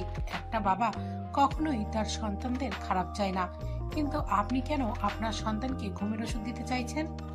কাজের লোকের কথায় নেহার আব্বু কোনো উত্তর দিল না, সেখান থেকে চলে গেল। আর নেহাকে খুব তাড়াতাড়ি দুপুরের খাবার দিতে বলল। সার্ভেন্ট তখন কিচেন রুমে গিয়ে নেহার দুপুরের খাবার তৈরি করলো আর খাবারের মধ্যে 4টা ঘুমের ওষুধ মিশিয়ে দিল যাতে নেহা খুব দ্রুত ঘুমিয়ে পড়ে। আর তারপর সেটা নিয়ে নেহার রুমে চলে গেল। ম্যাডাম, আমি আপনার দুপুরে খাবার নিয়ে এসেছি, আমি কি ভেতরে আসবো? হ্যাঁ, ভেতরে এসে খাবারটা দিয়ে যাও। আমার খুব ক্ষুধা পেয়েছে। সকালবেলা তো কিছু খাওয়ার সময় পেলাম না। আর ভার্সিটিতে গিয়েও মন মানসিকতা একদম ভালো ছিল না। এখন খাবার খেতেই হবে, তা না হলে আবার পেট ব্যথা শুরু হয়ে যাবে। হ্যাঁ ম্যাডাম, আর তাই তো আমি আপনার জন্য আজকে আপনার পছন্দের খাবার রান্না করেছি। আপনি তো সর্ষে ইলিশ আর চিংড়ির মালাইকারি খুব পছন্দ করেন। আমি এই দুটোই আজকে আপনার জন্য রান্না করেছি, খেয়ে কিন্তু রিভিউ দিবেন। এই বলে সার্ভেন্ট নেহার রুমে খাবারগুলো রেখে সেখান থেকে বের হয়ে গেল। অপরদিকে নেহা হাত মুখ ধুয়ে এসে খাবারটা খেয়ে নিল। খাবার খেতেই তার কেমন যেন ঘুম ঘুম লাগছিল আর শরীরটা খুবই ক্লান্ত লাগছিল। তাই সে একটু বিছানায় গিয়ে শুইল। বিছানায় শোয়া মাত্রই সে কখন ঘুমিয়ে পড়লো সেটা বুঝতেই পারল না। অপরদিকে তার ঠিক আধা ঘন্টা পর নেহার আব্বু আবারও তাদের বাড়ির কাজের লোককে ডাক দিল। কি ব্যাপার? তোমাকে যে বলেছিলাম নেহার খাবারের ঘুমের ওষুধ মিশিয়ে দিতে, তুমি কি সেটা করেছো? হ্যাঁ স্যার, আমি তো অনেকক্ষণ আগে নেহা ম্যাডামের খাবারে ঘুমের ওষুধ মিশিয়ে দিয়েছি, ম্যাডামকে দিয়েও এসেছি। এতক্ষণে ম্যাডাম মনে হয় খাবারটা শেষ করে নিয়েছে। ঠিক আছে, তুমি একবার নেহার রুম থেকে দেখে শুনে আর ওষুধে কাজ হয়েছে কিনা। সার্ভেন্ট তখন নেহার রুমে গেল আর সেখানে গিয়ে দেখতে পেল নেহা শুয়ে আছে। নেহা ঘুমিয়ে পড়েছে কিনা সেটা বুঝবার জন্য নেহাকে 2-3 বার ডাক দিল। নেহা কোনো সারা শব্দ করছিল না। সার্ভেন্ট বুঝতে পারলো নেহা ততক্ষণে ঘুমিয়ে গেছে। তাই সে নেহার বাবার রুমে ফিরে আসে আর নেহার বাবাকে বলে, স্যার, ম্যাডাম ঘুমিয়ে পড়েছে, আমি চেক করে দেখে এসেছি। ম্যাডামকে আমি 2 থেকে 3 বার ডাক দিয়েছি, কিন্তু ম্যাডাম কোনো সারা শব্দ করেনি। ঠিক আছে, কোনো সমস্যা নেই। আর এই নাও, এখানে পুরো 10,000 টাকা আছে। আমি যে আমার নিজের মেয়েকে ঘুমের ওষুধ দিয়েছি সেটা আবার তোমাকে দিয়ে, এটা কিন্তু জীবন চলে গেলেও কারো কাছে কোনোদিনও প্রকাশ করবে না। আচ্ছা ঠিক আছে, সবই বুঝলাম, কিন্তু এখন আপনি আমাকে এইটা বলুন যে আপনি এই কাজটা কেন করছেন? শোনো তাহলে, আমার মেয়েকে চৌধুরী গ্রুপ অফ ইন্ডাস্ট্রিজের মালিকের একমাত্র ছেলে নীল পছন্দ করে আর তাকে প্রেমের প্রস্তাব দিয়েছে, কিন্তু আমার মেয়েটা কোনোভাবেই রাজি হচ্ছে না। আমার মেয়েটা তো এমন সিদ্ধান্ত নিয়েছে আমি যেন তাকে দেশের বাইরে কোথাও পাঠিয়ে দেই এই ছেলেটার সঙ্গে সম্পর্ক না করার জন্য। কিন্তু আমি তো চাই আমার মেয়েটা ওই ছেলেটার সঙ্গে সম্পর্ক করুক আর যেভাবেই পারুক ওই ছেলেটাকে বিয়ে করে নিক। কিন্তু তুমি তো জানো না আমার মেয়েটা কত অহংকারী আর রাগী। তাই আমার মেয়েটাকে একটু শান্ত রাখার জন্য আমাকে এই পথটা অবলম্বন করতে হলো। ঠিক আছে স্যার, আমি বুঝতে পেরেছি, কোনো সমস্যা নেই, আপনি নিশ্চিন্তে থাকুন, কাক পক্ষেও এই ব্যাপারে কিছুই জানবে না। এই বলে সার্ভেন্ট নেহার বাবার রুম থেকে বের হয়ে আসলো। নেহার বাবা তখনই নীলকে ফোন করলো আর সবকিছু খুলে বলল। এই না হলে আমার শ্বশুর মশাই বুদ্ধিমানের মতো একটা কাজ করেছেন। যাই হোক, আমার বউটাকে কিন্তু দেখে রাখবেন যেন কোনো সমস্যা না হয়। ঠিক আছে বাবা, কোনো সমস্যা নেই, তুমি আমার উপর সম্পূর্ণ ভরসা রাখতে পারো। ঠিক আছে বাবা, কোনো সমস্যা নেই, তুমি আমার উপর সম্পূর্ণ ভরসা রাখতে পারো। আমি তোমার ভালোবাসার মানুষটাকে কোনোভাবেই হারিয়ে যেতে দিব না। তোমার মতো জামাই পাওয়া ভাগ্যের ব্যাপার, এটা আমি হাতছাড়া করতে চাই না। ঠিক আছে শ্বশুর মশাই, আপনাকে অসংখ্য ধন্যবাদ বুঝবার জন্য। আর হ্যাঁ, আমি আগামীকালকে একবার আমার প্রিয় মানুষটাকে দেখতে আসবো। ঠিক আছে বাবা, কোনো সমস্যা নেই। তোমার যখন ইচ্ছে তখন তুমি আমার বাড়িতে এসে নেহাকে দেখে যেও, আমার কোনো আপত্তি নেই। অতঃপর নীল ফোনটা কেটে দিল। আর এদিকে পরের দিন সকালবেলা নীল যখন ঘুম থেকে উঠলো, ফ্রেশ হয়ে নাস্তা খাওয়ার জন্য টেবিলে গেল, তখনই তার আম্মু তাকে জিজ্ঞাসা করলো, কি ব্যাপার? আমি তোকে কিছু জিজ্ঞাসা করেছিলাম, কিন্তু তুই আমার কথার কোনো উত্তর দিসনি কেন? আমি তো ভাবছি তুই আমার কথাকে সম্পূর্ণ এড়িয়ে গেছিস। আরে আম্মু, এত চিন্তার কি আছে? আমি কি কখনো এমন কিছু হয়েছে যেটা তোমার কাছ থেকে লুকিয়েছি? তাহলে এখন কেন লুকাতে যাব আমি তোমার কাছ থেকে? কোনো কিছুই লুকাইনি। তাছাড়া আমি যখন কোনো কাজ করি তখন কিন্তু সবার আগে আমি আমার ফ্যামিলির মানুষদের জানাই। এটা তো তুমি খুব ভালো করেই জানো। হ্যাঁ, সেটা আমি জানি, কিন্তু তোকে জিজ্ঞাসা করেছিলাম তোর প্রেয়সীকে। তুই তো সেই বিষয়ে আমাকে কিছুই বললি না। তুই কি নতুন নতুন প্রেমে পড়েছিস নাকি? হ্যাঁ, আর মেয়েটাকে আমি খুব ভালোবেসে ফেলেছি। আমি বিয়ে করতে চাই মেয়েটাকে। এটা তো খুবই ভালো খবর। তাহলে আজকে তোর আব্বু বাসে আসলে আজকে আমি তোর আব্বুর সঙ্গে এ ব্যাপারে কথা বলবো। কি মেয়েটা? আর কি মেয়েটার পরিচয়? মেয়েটার কোনো ছবি আছে তোর কাছে? দেখাতে পারবি আমাকে? মোবাইলটা বের করে তার মোবাইল থেকে নেহার একটা ছবি তার আম্মুকে দেখালো। ছবি দেখে তো তার আম্মা একদম প্রথম দেখাতেই পছন্দ করে ফেললো আর নীলকে বলল, মাশাল্লাহ, একদম পরীর বাচ্চা বলা চলে। আমার ছেলের পছন্দ আছে বলতে হয়, তা না হলে এত সুন্দর মেয়েকে পছন্দ করতে পারলো? হ্যাঁ আম্মু, আমি একটা সুন্দর একটা মেয়েকে পছন্দ করতে পেরেছি বলেই তো তুমি প্রথম দেখাতেই পছন্দ করে নিয়েছো। তা না হলে কি এটা করতে? কখনোই তো করতে না। তাই তো আমি তোমাদের পছন্দ হবে এমন একটা মেয়েকে চুজ করেছি। ঠিক আছে, কোনো সমস্যা নেই বাবা। আমি আজকে তোর আব্বুর সঙ্গে এভাবেই কথা বলবো। যত দ্রুত সম্ভব মেয়ের ফ্যামিলির সঙ্গে যোগাযোগ করার চেষ্টা করব। কথা বলা শেষ করে ভার্সিটিতে চলে আসে। ভার্সিটি শেষ হলে সেই নেহাদের বাড়িতে গেল। নেহার বাবার পারমিশন নিয়ে সে নেহার রুমে গেল। নেহা তখন ঘরে ঘুমাচ্ছে। তখন সে নেহাকে ডেকে নেহার বাবার ঘরে আসলো আর তার বাবাকে বলল, আঙ্কেল, ঔষধে আবার কোনো ক্ষতি হবে না তো? আমার প্রিয়সীটার যদি আবার ঘুম না ভাঙে? চিন্তার কোনো কারণ নেই। আমি আমার মেয়েকে এমন কোনো ওষুধ দেইনি যেটা আমার মেয়ের ক্ষতি হবে। আর একটা কথা, তুমি হয়তো জানো না, আমি কিন্তু স্টুডেন্ট থাকাকালীন ফার্মাসিস্ট ছিলাম। তাই ওষুধের ব্যাপারে আমার মোটামুটি জ্ঞান আছে। তাই তোমার চিন্তার কোনো কারণ নেই। তার ঠিক 6 দিন পর ঘুম ভাঙবে। অতঃপর নেহার বাবার সঙ্গে আর কিছুক্ষণ কথা বলে নীল বাড়িতে চলে আসলো। এভাবেই হেঁটে গেল 6 দিন। আজ খুব টেনশন হচ্ছে, নেহা কি সত্যি ঘুম থেকে উঠবে নাকি অন্য কিছু হয়ে যাবে। তাই সে ভার্সিটিতে গেল না, সোজা বাসা থেকে বের হয়ে নেহাদের বাড়িতে চলে গেল। আর সেখানে গিয়ে দেখতে পেল নেহা তখনও ঘুমাচ্ছে। তখন প্রায় বিকেল 4টার মতো বাজে। তখনই নেহার ঘুম ভাঙলো। আর নেহা চোখ মেলে নীলকে দেখে একদম অবাক হয়ে বলল, কি ব্যাপার? তুমি কেন এখানে এসেছো? আমি কি তোমাকে এখানে আসার কথা বলেছি? আমি তো একটু পরেই দেশের বাইরে চলে যাব, শুধু তোমার জন্য। থ্যাঙ্কস গড, তাহলে তোমার ঘুম ভেঙেছে। আমি তো ভেবেছিলাম তোমার আর ঘুমই ভাঙবে না। আমি তো ভেবেছিলাম আমি হয়তো আমার প্রিয়সীটাকে হারিয়ে ফেলবো। যাই হোক, উপরওয়ালাকে অসংখ্য ধন্যবাদ যে তিনি তোমাকে ঘুম থেকে জাগিয়ে তুলেছেন। মানে এসব কি বলছো তুমি? আমি তো কিছুই বুঝতে পারছি না। ঘুম থেকে জাগিয়ে তুলেছেন মানে কি হয়েছিল এখানে? তখনই নেহার বাবা সেখানে এসে উপস্থিত হলো আর নেহার ঘুম ভেঙেছে এটা দেখে নেহাকে বলল, আজ 6 দিন পর হয়ে গেছে। তুমি সেই দিন খাবার খেয়ে ঘুমিয়ে পড়েছিলে, আর 6 দিন পর আজ ঘুম থেকে উঠেছো। তোমার আর বিদেশে যাওয়া হয়নি, বুঝতে পেরেছো? মানে কি বলছো তুমি? আমি তো কিছুই বুঝতে পারছি না। আমি এমন ঘুমালাম যে 6 দিন পর ঘুম থেকে উঠলাম, কিন্তু কিভাবে সম্ভব? সেটা আমি তো কখনো 5-6 ঘন্টার বেশি ঘুমাতেই পারি না।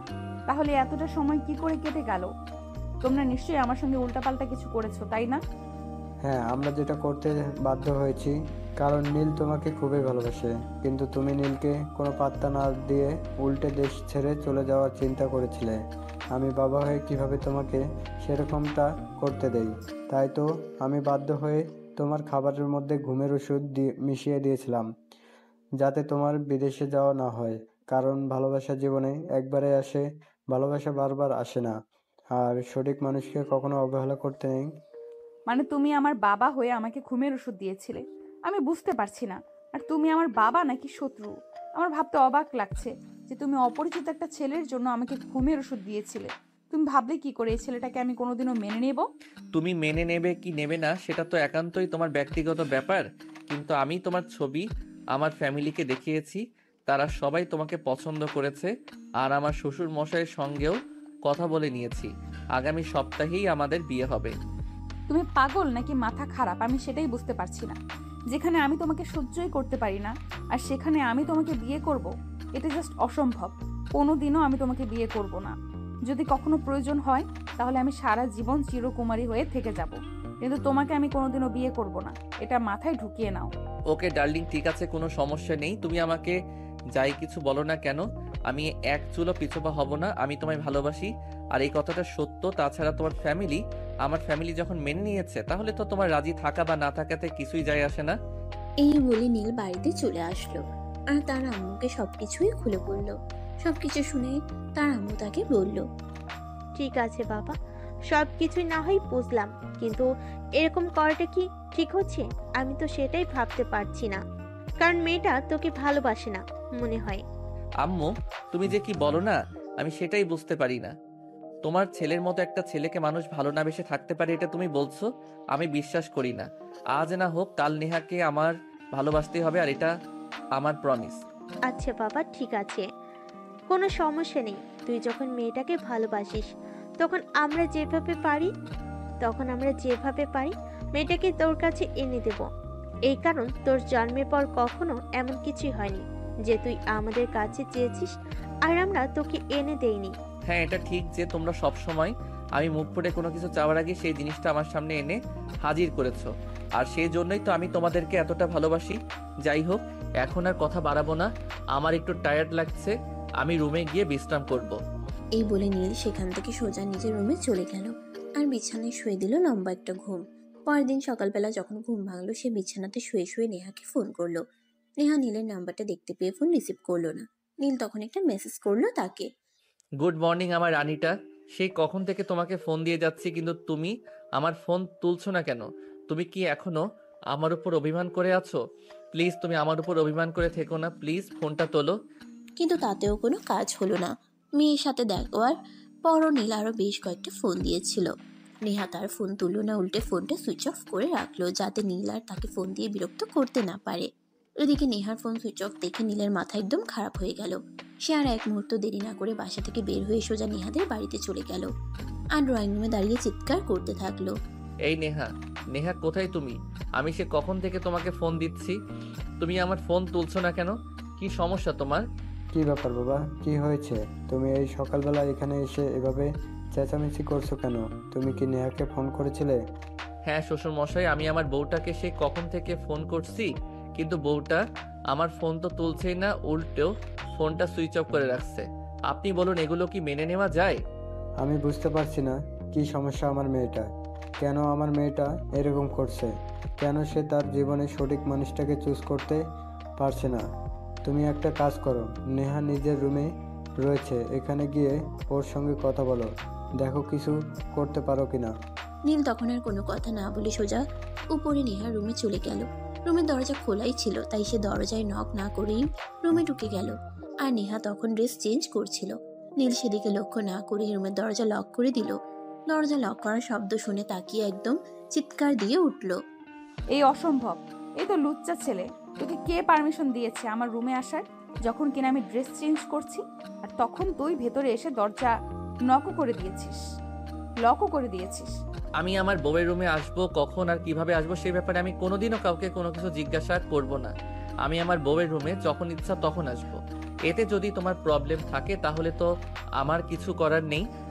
আমি বুঝতে পারি না তোর মাথায় সমস্যা নাকি পেটে? তোকে এত লজ্জা দিচ্ছি, তারপরও তোর লজ্জা হচ্ছে না। আর তারপর কিনা এখন তুই জোর করে আমাকে বউ বানাতে চাইছিস। এত সাহস তোর কোথা থেকে আসে? আমি তো সেটাই বুঝতে পারছি না। আমার কাছে নেই, আমার রুম থেকে বের হয়ে যাবে, তা না হলে কিন্তু খুব খারাপ হয়ে যাবে বলে দিলাম। আমিও দেখতে চাই তুমি কি খারাপ করতে পারো আমার সঙ্গে, সেটা দেখার বড্ড ইচ্ছে আমার। নেহা তখন রেগে মেগে নীলের দিকে এগিয়ে আসছিল নীলকে থাপ্পড় মারবে বলে, কিন্তু নীল তাকে সেই সুযোগটা না দিয়ে বিছানায় ধাক্কা মেরে ফেলে দিল আর তার উপর শুয়ে পড়ল। নেহা তাকে নিজের উপর থেকে সরানোর জন্য প্রাণপণ চেষ্টা করছে, কিন্তু কোনোভাবেই পেরে উঠছে না। নীল তাকে বিছানার সঙ্গে চেপে ধরলো আর তার ঠোঁট দুটোতে ইচ্ছে মতো কিস করতে থাকলো। আহ, সেই মিষ্টি ঠোঁট দুটো আগে জানলে তো আরো আগে বিয়েটা করে নিতাম। যাই হোক, সমস্যা নেই, কয়েকদিনের মধ্যেই তো বিয়ে করতে চলেছি। তুমি তো তারপর সম্পূর্ণ আমার হয়ে যাবে, তখন তার তোমাকে আদর করতে কোনো বাধা থাকবে না। যাই হোক, ঠোঁট দুটো কিন্তু খুবই মিষ্টি। ততক্ষণে নেহা নীলকে কোনো রকমে ধাক্কা দিয়ে নিজের উপর থেকে সরিয়ে রুম থেকে দৌড়ে বেরিয়ে গেল আর সোজা ছাদে চলে আসলো। নীল তার পিছন পিছন ছাদে আসলো আর সে খেয়াল করে নেহা ছাদের একপাশে দাঁড়িয়ে আকাশ দেখছিল। তখনই নীল পিছন থেকে তাকে জড়িয়ে ধরে আর বলে, কি ব্যাপার, বউটা আমার এভাবে আমাকে ধাক্কা মেরে ফেলে দিয়ে চলে আসলে কেন? তোমার বুকের উপর শুয়ে থেকে তো আমার ভালোই লাগছিল। তোমার ওই দুটো যা নরম, আমার তো মনে হচ্ছিল আমি কোনো তুলোর বালিশের উপর শুয়ে আছি। আমার না তোমার ওই ঠোঁট দুটো চুষে খেতে খুব ইচ্ছা করছে। প্লিজ চলো না, একবার রুমে একবার একটু টেস্ট করতে দাও। তুই আমার চোখের সামনে থেকে যা বলছি, তোর এসব নোংরা কথাবার্তা আমি আর সহ্য করতে পারছি না। তুই এক্ষুনি আমার চোখের সামনে থেকে চলে যা। আরে বাবা, এভাবে রেগে যাচ্ছ কেন? তুমি আমার বউ হতে চলেছ, আর তোমার সঙ্গে আমি একটু রোমান্টিক কথাবার্তা বলতেই পারি। এখানে নোংরা আসলো কোথা থেকে? বউয়ের সঙ্গে সব কথাই শেয়ার করা যায়। শোন, আমি তোকে কোনোদিনও বিয়ে করব না, মাইন্ড ইট। তুমি আমাকে বিয়ে না করে থাকতেই পারবে না, কারণ তোমাকে বাধ্য হয়ে আমায় বিয়েটা করতে হবে। তোমার বাবাকে আমার বাবা পুরো 10 কোটি টাকা দিচ্ছে তোমাকে কিনে নেওয়ার জন্য। মিথ্যে কথা বলার জায়গা পেলি না? আমার বাবা তোর সঙ্গে আমার বিয়ে দেওয়ার জন্য তোর বাবার কাছ থেকে 10 কোটি টাকা নেবে, এটা আমাকে বিশ্বাস করতে হবে? কোনোদিনও না। এসব ফালতু পেঁচাল বাদ দিয়ে এখান থেকে চলে যা বলছি, আমার মেজাজ খারাপ হচ্ছে। আমি জানি তুমি আমার কথা বিশ্বাস করবে না। তুমি তোমার বাবার কাছে গিয়ে জিজ্ঞাসা করো, তোমার বাবা তোমাকে সবকিছু বলে দেবে। তখন আর তোমাকে কোনো দ্বিধা থাকবে না। ঠিক আছে, কোনো সমস্যা নেই, আমি এক্ষুনি আমার বাবার সঙ্গে কথা বলছি। আর যদি আমার বাবা এটা অস্বীকার করে তাহলে এর পরিণাম কি হবে তুই বুঝতে পারছিস না। আমি তোকে মিথ্যা মামলায় ফাঁসিয়ে জেলের ঘানি টানাবো, কথাটা মাথায় রাখিস। ঠিক আছে মাই ডিয়ার, কোনো সমস্যা নেই। তোমার আব্বু যদি বলে আমি মিথ্যা কথা বলেছি, তাহলে তুমি আমাকে যে শাস্তি দেবে আমি সেটাই মাথা পেতে নেব। কিন্তু যদি তোমার আব্বু স্বীকার করে, তাহলে তুমি কি করবে? তখন তো তোমাকে বাধ্য হয়ে আমাকে বিয়েটা করতে হবে, তাই নয় কি? ঠিক আছে, সেটা সময় হলেই দেখা যাবে কি করব আর না করব। কিন্তু এখন তুই আমার সঙ্গে আব্বুর কাছে চল। আমি তোকে সামনে রেখেই আব্বুকে জিজ্ঞাসা করতে চাই। আমি 100% নিশ্চিত আব্বু না বলবে, আর তারপর তোর মুখের অবস্থাটা যা হবে সেটাই আমি দেখতে চাই। এই কথা বলতে বলতে নেহা আর নীল দুজনেই ছাদ থেকে নেমে নেহার আব্বুর রুমে চলে আসলো। আর তারপর নেহা তার আব্বুকে বলল, আব্বু, এই ছেলেটা এসব কি বলছে? তুমি নাকি এই ছেলেটার সঙ্গে আমাকে বিয়ে দেওয়ার জন্য এই ছেলের আব্বুর কাছ থেকে পুরো 10 কোটি টাকা নিয়েছো? হ্যাঁ, একদম ঠিক কথাই বলেছেন। সামনে ইলেকশন আছে, আর ইলেকশনে আমার টাকাগুলো কাজে লাগবে। আর এতগুলো টাকা কখনোই কেউ আমাকে এমনি এমনি দেবে না। তাই আমি তোমার শ্বশুরমশাই এর কাছ থেকে টাকাগুলো পণ হিসেবে নিয়েছি, আর তাদের কথা দিয়েছি আমি তোমাকে নীলের সঙ্গে বিয়ে দেব। তোমার কি মাথায় সমস্যা হয়েছে নাকি? আমি সেটাই বুঝতে পারছি না। তুমি সামান্য কটা টাকার জন্য নিজের মেয়েকে একটা ছেলের হাতে তুলে দিতে চাইছো। তোমার কি একবারও লজ্জা করলো না? আমি তো তোমাকে বাবা হিসেবে পরিচয় দিতেই ঘেন্না বোধ করছি। এসব কথা বলে কোনো লাভ হবে না মামনি, কারণ আমি তোমার শ্বশুর মশাইকে কথা দিয়েছি আর ওনার কাছ থেকে টাকা নিয়েছি ওনার ছেলের সঙ্গে তোমাকে বিয়ে দেব বলে। তাই এখন তুমি যাই কিছু করো না কেন, আমার কিছুই করার নেই। আমার মান সম্মান রক্ষার্থে তোমাকে নীলকেই বিয়ে করতে হবে, এছাড়া আর কোনো পথ খোলা নেই। আমার মা জীবনের সবচাইতে বড় ভুলটা করেছিল তোমার মতো একটা মানুষকে নিজের জীবনে বিয়ে করে, আর সেই ভুলের মাসুল এখন আমাকে গুনতে হচ্ছে। আমার মা যদি আজ বেঁচে থাকতো তাহলে দেখতে আমি তোমাদের দুজনকে ঠিক কি করি। কিন্তু দুর্ভাগ্যবশত তোমার মনে এখন তোমার কিছু করার নেই। তোমাকে বাধ্য হয়ে নীলকে বিয়েটা করতে হবে, তা না হলে তোমার বাবার মান ইজ্জত বলতে কিছু থাকবে না। নেহা তখন কোনো কথা না বলেই সেখান থেকে চলে যেতে চাইছিল। নীল তখনই পেছন থেকে তার হাতটা ধরে ফেললো আর বলল, তা মাই ডিয়ার বউটা, এবার তো তুমি আমার আব্বুর কাছ থেকে শুনে নিয়েছো। তোমার আব্বুর কাছ থেকে শুনে নিয়েছো সব সত্যটা। তাহলে এখন তুমি কি করবে সেটাই আমাকে বলো। প্রয়োজন হলে গলায় দড়ি দিব, আত্মহত্যা করব, কিন্তু তোর মতো ছেলেকে আমি কোনোদিনও বিয়ে করব না, এটা তোর মাথায় ঢুকিয়ে নে। খুবই দুঃখের সঙ্গে জানাতে হচ্ছে যে তোমাকে এসব কোনো কিছুই করতে দেওয়া হবে না। তোমাকে আমার বিয়েটাই করতে হবে, এটাই তোমার জন্য ওয়ান অ্যান্ড অনলি অপশন। তোমার সামনে আর কোনো পথ খোলা নেই। যাই হোক, এত চিন্তা করে কোনো লাভ নেই। আমাকে বিয়ে করার জন্য নিজেকে মানসিকভাবে প্রস্তুত করো, কারণ বিয়ের পর তো তুমি তোমাকে নিয়ে চিন্তা করার মতো কোনো সময় পাবে না। সারাক্ষণ শুধু আমাকে নিয়ে চিন্তা করতে হবে। আমি যেসব কিছুই করব না, এত চিন্তা করে কোনো লাভ নেই। আমাকে তুই কোনোদিনও পাবি না, বললাম তো। প্রয়োজন হলে গলায় দড়ি দিব, আত্মহত্যা করব, কিন্তু তোর মতো ছেলেকে আমি কোনোদিনও বিয়ে করব না। আরে মামুনি, এভাবে কেন বলছো? নিজের জামাইয়ের সঙ্গে এভাবে কথা বলতে হয় না, সেটা তুমি জানো না? তোমাকে তো বলেছি তোমাকে বাধ্য হয়ে নীলকে বিয়েটা করতে হবে, কারণ আমি নীলের বাবার কাছ থেকে পুরো 10 কোটি টাকা নিয়েছি। তাই তোমার নীলকে বিয়ে না করে কোনো উপায় নেই। নেহা তখন কোনো কথা না বলেই সেখান থেকে চলে গেল আর নিজের রুমে গিয়ে ইচ্ছে মতো কান্না করতে থাকলো, কারণ সে এরকমটা কোনোদিনও কল্পনা করেনি তার বাবা তাকে টাকার জন্য একটা ছেলের কাছে বিক্রি করে দেবে, আর সেটাও কিনা নির্বাচন করবার টাকার জন্য। সে নিজের আম্মুকে অনেক বকাবকি করছে, কেন তার আম্মু তাকে জন্ম দিয়ে পরপারে চলে গেল, কেন তাকে সঙ্গে নিয়ে গেল না। এইসব চিন্তা করতে করতেই সে যে রুমে শুয়ে কখন ঘুমিয়ে গেছে সেটা তার খেয়ালই ছিল না। যখন তার ঘুম ভাঙলো তখন সে নীলকে নিজের বুকের উপর আবিষ্কার করলো। এটা দেখে তার শরীর একদম রাগে চলে যাচ্ছিল। সে চিৎকার করে বলে উঠলো, তোকে এত বড় সাহস কে দিয়েছে আমার রুমে, আমার বিছানায় আর আমার বুকের উপর শুয়ে থাকতে? তুই তো দেখছি বড্ডবার বেড়ে গেছিস। কিভাবে তুমি আমায় খুশি রাখবে, কিভাবে তুমি আমায় ভালো রাখবে, এগুলো সারাক্ষণ চিন্তা করতে হবে। কি করব বলো শ্বশুর মশাই? একটু জরুরি কাজে তোমাকে কিছু না বলে বাসা থেকে বের হয়ে গেছে, আর আমি তোমাকে একা একা বাসার ভিতরে রেখে চলে যাই কি করে? তাই তো আমি তোমার বাড়িতেই থেকে গেলাম। তাছাড়া আমি তোমার বাড়িতে অন্য একটা রুমে একা একা কেন থাকবো? যদি রাতের বেলা আমার ভয় লাগে, তাই তো আমি তোমার রুমে এসে শুয়ে থাকলাম। তোকে কে বলেছে আমি ভয় পাবো? এইসব ভণ্ডামি মার্কা কথাবার্তা আমার সামনে আর কখনোই বলবি না। এখনই তুই আমার রুম থেকে বের হয়ে চলে যা। আমি তোকে এই বাড়িতে দেখতে চাই না। এত রাতে আমি কোথায় যাব? এখন রাত প্রায় 3টার বেশি বাজে। এখন কি আমি রাস্তায় কোনো গাড়ি পাবো যেটা দিয়ে আমার বাড়িতে যেতে পারবো? তাছাড়া তোমার সঙ্গে ঘুমাতে আমার বেশ কমফোর্টেবল লাগছে। তাহলে আমি কেন এত শান্তির জায়গা ছেড়ে চলে যাব? আমি এত শান্তিনিকে জায়গা ছেড়ে কোথাও যেতে চাই না। আমি সারা জীবন তোমার বুকের মধ্যেই থেকে যেতে চাই। আর আমি তোকে জাহান্নামে পাঠাতে চাই। এই কথা বলেই নেহা নিজের শরীরের সমস্ত শক্তি দিয়ে নীলকে ধাক্কা দিয়ে একদম ফ্লোরে ফেলে দিল। নীল কোমরে প্রচন্ড ব্যথা পেল, সে ব্যথায় কোকড়াতে থাকলো। ও মা গো, বাবা গো, মরে গেলাম গো! এত জোরে কেউ নিজের জামাইকে মারে?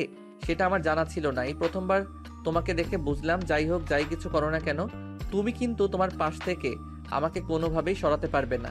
তাই এইসব প্রচেষ্টা করে কোনো লাভ হবে না। আল্লাহ, তুমি আমায় রক্ষা করো। কোন পাপ করেছিলাম জানি না, যার কারণে এরকম ফল ভোগ করতে হচ্ছে। এই শোন, তোকে যদি এখানে থাকতে হয় তাহলে হয় তুই অন্য রুমে গিয়ে ঘুমাবি, নয়তো সোফায় ঘুমাবি। আমার বিছানায় তোর কোনো জায়গা হবে না। ঠিক আছে, কোনো সমস্যা নেই। আমি সারা রাত সোফায় শুয়ে শুয়ে কাটিয়ে দেব, কোনো সমস্যা নেই। তুমি ঘুমাও, আমি তোমায় পাহারা দিচ্ছি। ভয় পেও না, আমি এখান থেকে যাব না। নেহা তখন মুখটাকে একটা ভিঞ্চি মেরে ঘুমিয়ে পড়লো অপরদিকে ফিরে। কোনো কথা না বলে বাসা থেকে বের হয়ে সোজা বাইরে চলে আসে। সকালবেলা যখন তার ঘুম ভাঙলো তখন সে দেখতে পেল নীল সোফায় শুয়ে ঘুমাচ্ছে। সে কোনো কথা না বলে বাসা থেকে বের হয়ে সোজা বাইরে চলে আসলো।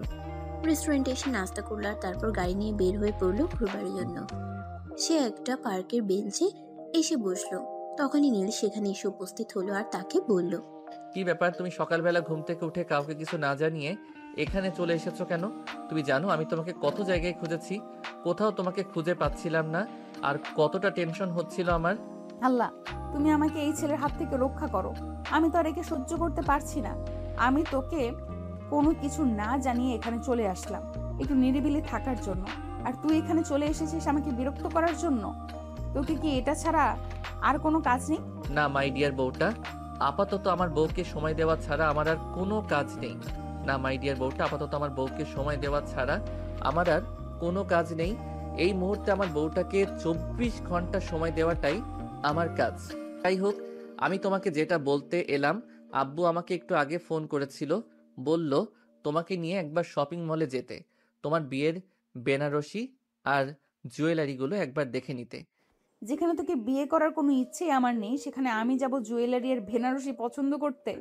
শোন, আমি তোকে বিয়েই করছি না, আর এইসব করার তো কোনো প্রশ্নই ওঠে না। তোর যা ইচ্ছা তাই করতে পারিস। সেটা বললে তো হবে না, এখন এই মুহূর্তে আমি তোমাকে জোর করে হলেও শপিং মলে নিয়ে যাব, আর তোমার বিয়ের বেনারসি আর অর্নামেন্টসগুলো তোমাকেই চুজ করতে হবে। এই বলে নীল সেখানে আর এক মুহূর্ত দেরি না করে নেহাকে সোজা পাজা কোলে তুলে নিল আর গাড়ির ভিতরে বসিয়ে দিল। বক বক করেই চলেছে। আমি যাব না তোর সঙ্গে, আমাকে তুই গাড়ি থেকে নামিয়ে দে, তা না হলে কিন্তু আমি চলন্ত গাড়ি থেকে লাফ দিয়ে নেমে যাব, তখন কিন্তু তোকে ঝামেলায় পড়তে হবে। তুই আমাকে নামিয়ে দে। চুপচাপ গাড়িতে বসে থাকো বলছি। এখন কিন্তু একদম বেশি বাড়াবাড়ি হয়ে যাচ্ছে, এর পরিণাম কিন্তু খুবই খারাপ হবে, যেটা তুমি কল্পনাও করতে পারবে না। তাই কথা না বলে চুপচাপ গাড়িতে বসে থাকো, আর আমি তোমাকে যেটা করতে বলছি তোমাকে সেটাই করতে হবে। তুমি শপিং মলে যাবে, সেখানে তোমার বিয়ের বেনারসি আর অর্নামেন্টস চুজ করবে, তারপর আমি তোমাকে বাসায় দিয়ে আসবো। আমি কিচ্ছু করব না, তোকে আমি বিয়ে করব না, এইসব করার তো কোনো প্রশ্নই ওঠে না। তুই আমার আব্বুর টাকা দিয়েছিস, তুই আমার আব্বুকে টাকা দিয়েছিস, তুই আমার আব্বুর কাছ থেকে টাকাগুলো ফিরিয়ে নিবি, এটা আমার আদেশ। আর যদি তুই সেটা না করিস তাহলে কিন্তু আমি তোকে এমনিতে তো বিয়ে করবই না, এরপর যে তোর সাথে কি করব সেটা তুই কল্পনাও করতে পারবি না। আরে বাবা, বললাম তো তোমাকে আমাকে বিয়ে করতে হবে, এছাড়া অন্য কোনো উপায় নেই। অধমা নীল আর কোনো কথা না বাড়িয়ে সোজা নেহাকে নিয়ে শপিং মলে চলে আসলো। আর সেখানে নেহাকে তার বিয়ের বেনারসি আর অর্নামেন্টস চুজ করতে বলা হলো। নেহা প্রথমে অনেক খাটতারামি করছিল, কিন্তু নীলের জেদের কাছে সে টিকতে পারলো না। অবশেষে সে সব কিছু পছন্দ করলো। আর তারপর নীল কেনাকাটা শেষ হলো, নেহাকে বাসায় পৌঁছে দিয়ে বাসায় চলে আসলো। বাসায় আসতেই তার আম্মু তাকে বলল, কি ব্যাপার নীল, তোর আব্বুর কাছে শুনলাম তোর আব্বু নাকি তোকে বলেছিল নেহাকে নিয়ে শপিং মলে যেতে আর বিয়ের কেনাকাটা করতে, তো করেছিস নাকি? হ্যাঁ আম্মু, যা যা লাগবে সবকিছুই কিনে দিয়েছি, আর সবকিছুই নেহার বাড়িতে পৌঁছে দিয়ে এসেছি, কোনো সমস্যা নেই। এখন তোমরা প্রস্তুতি নিতে থাকো, আগামীকালকে তো হলুদ আর তারপর দিনই বিয়ে। হ্যাঁ বাবা, তুই কোনো চিন্তা করিস না, সমস্ত প্রস্তুতি নেওয়ার শেষ হয়ে গেছে। এখন শুধু অপেক্ষায় আছি কখন নেহাকে বউ বানিয়ে এই বাড়িতে নিয়ে আসবো। এভাবেই মা ছেলে কথা বলতে বলতে নিজেদের রুমে চলে গেল। এরপর চলে গেল 2 দিন। হলুদের পর্ব শেষ হয়ে গেল। আজ নীল আর নেহার বিয়ে। সকালবেলা থেকেই বাড়িতে তোড়জোড় শুরু হয়ে গেছে। নীলকে সকালবেলায় সাজানো হয়েছে, তার চাচাতো ভাই বোনেরা তাকে অনেক সুন্দর করে শেরওয়ানি পরিয়েছে। দেখতে একদম মাশাআল্লাহ রাজপুত্রের মতো লাগছে। আমার রাজপুত্রের উপর কারো নজর না লাগুক, ভালো থাকুক আমার ছেলেটা, তার ভালোবাসার মানুষকে নিয়ে আশীর্বাদ রইল। ধন্যবাদ আম্মু, দোয়া করো যেন জীবনে ভালো কিছু করতে পারি এবং তোমাদের সবাইকে সঙ্গে নিয়ে ভালো থাকতে পারি। আল্লাহ পাক রাব্বুল আলামিন যেন আমাকে সেই তৌফিক দেন। হ্যাঁ বাবা, তুই আমাদের একমাত্র আদরের রাজপুত্র, তোর জন্য সবসময় দোয়া আর ভালোবাসা থাকবে। জীবনে তুই অনেক সুখী হ। এরপর সমস্ত রীতি নেওয়াজ শেষ করে নেহাদের বাড়ির উদ্দেশ্যে রওনা হয়েছিল বরযাত্রী। এদিকে নেহাকে সাজানোর জন্য পার্লার থেকে লোক এসেছে, কিন্তু নেহা কোনোভাবেই সাজগোজ করতে চাইছে না। তখনই তার বাবা সেখানে আসলো আর তাকে বলল, নেহা, তুমি তো আমার একমাত্র মেয়ে, তোমার কাছে আমি এইটুকু চেয়েছি আর তুমি আমাকে এইটুকু দিতে পারছো না। আমি বাবা হিসেবে কি এইটুকু তোমার কাছ থেকে আশা করতে পারি না? তুমি আমার কাছে যদি অন্য কিছু চাইতে তাহলে আমি সেটা দিয়ে দিতাম, কিন্তু তুমি যেটা চাইছো সেটা তো দেওয়া আমার পক্ষে কোনোভাবেই সম্ভব নয়। তুমি খুব ভালো করে জানো নীলকে সহ্য করা আমার পক্ষে সম্ভব নয়। নীলকে আমি কোনোদিনও আমার লাইফ পার্টনার হিসেবে মেনে নিতে পারবো না। তাহলে তুমি কেন এটা নিয়ে আমাকে জোরাজুরি করছো? তার প্রথম কারণ, নীল তোমাকে ভালোবাসে আর সে তোমায় খুব ভালো রাখবে। আর দ্বিতীয় কারণ হলো, আমি নীলের বাবার কাছ থেকে 10 কোটি টাকা নিয়েছি পণ হিসেবে, সেগুলো আমি কোনোদিনও ফেরত দিতে পারবো না। তাই তোমার বাবার অনুরোধ তোমার কাছে, তুমি নীলকে বিয়ে করে নাও। আর একটা কথা মনে রাখো, বাবা মা কখনোই সন্তানের খারাপ কিছু চায় না। নীল খুব ভালো ছেলে, তুমি খুব ভালো থাকবে তার সঙ্গে। ঠিক আছে আব্বু, কোনো সমস্যা নেই। তুমি যখন আমাকে এত রিকোয়েস্ট করে বলছো তাহলে আমি বিয়েটা করছি, কিন্তু একটা কথা মাথায় রেখো, বিয়েটা কিন্তু শুধু কাগজে কলমেই থাকবে। নীল কিন্তু কোনো দিনই আমাকে প্রপারলি স্ত্রী হিসেবে পাবে না। একটা মানুষ যদি ভালোবেসে কাউকে নিজের করে নিয়ে তার কাছে থেকে ভালোবাসা না পায়, তাহলে সেই মানুষটাকে তো আর তার জীবনে কোনো প্রয়োজন নেই। থাক মা, বিয়ে করতে হবে না তোমাকে। তুমি তো চাও তোমার বাবা অপমানিত হোক, ঠিক আছে তাহলে তাই হবে। এই কথা বলে নেহার আব্বু সেখান থেকে চলে যেতে চাইছিল। তখন নেহা পেছন থেকে তার আব্বুকে বলল, তোমাকে অপমানিত হতে হবে না, তুমি আমার বাবা, তুমি আমার জন্য জীবনে অনেক কিছু করেছো। আমার মা না থাকার পরেও তুমি কোনোদিনও আমাকে মায়ের অভাব বুঝতে দাওনি। তুমি যখন চাইছো আমি নীলকে বিয়ে করি আর তার সঙ্গে সংসার করি, ঠিক আছে, আমি সেটা মেনে নিলাম। আলহামদুলিল্লাহ, তোমাকে অসংখ্য ধন্যবাদ মামুনি বোঝার জন্য। যাই হোক, তাহলে তুমি তাড়াতাড়ি রেডি হয়ে নাও, কাজী সাহেব এখনই চলে আসবে। বরযাত্রী ও কাছাকাছি চলে এসেছে। নেহা তখন রেডি হয়ে নিল। অপরদিকে বরযাত্রী যতক্ষণে চলে এসেছে আর তাদের খাওয়া দাওয়া চলছে, কিন্তু কাজী সাহেব এখনো আসেনি, তাই কাজী সাহেবের জন্য অপেক্ষা করা হচ্ছে। খাওয়া দাওয়া শেষ হওয়ার প্রায় আধা ঘন্টার মধ্যেই কাজী সাহেব সেখানে চলে আসলো আর বিয়ের কাজ সুসম্পন্ন করলো। অতঃপর নেহাকে নীলদের বাড়িতে নিয়ে আসা হলো। এদিকে রাতের খাওয়া দাওয়া শেষ করে সবাই নিজেদের রুমে চলে যাচ্ছে। অপরদিকে নেহা রুমে বসে বসে নীলের জন্য অপেক্ষা করছে। আজ বাসরাত বলে কথা, সবার জীবনে এই রাত শুধু একবারই আসে। প্রত্যেকটা মেয়ের এই রাত নিয়ে অনেক স্বপ্ন থাকে, নেহারও আছে, তাই তো সে ইচ্ছার বিরুদ্ধে বিয়ে করলেও নীলের জন্য বসে বসে অপেক্ষা করছে। রাত প্রায় 1টার কাছাকাছি বাজে। নীল তখন রুমে প্রবেশ করলো আর দরজাটা লাগিয়ে দিয়ে শেরওয়ানি খুলে সোফায় এসে শুয়ে পড়ার চেষ্টা করছিল। তখনই নেহা বিছানা থেকে নেমে সেখানে আসে আর তাকে বলে, কি ব্যাপার, তুমি এতক্ষণ কোথায় ছিলে আর রুমে এসে সোফায় শুয়ে পড়ছো কেন? বিছানায় তো অনেক জায়গা আছে। বিয়েটা আমি তোমাকে জোর করে করেছি, কিন্তু তোমার কাছ থেকে কোনো কিছু আমি জোর করে আদায় করতে চাই না।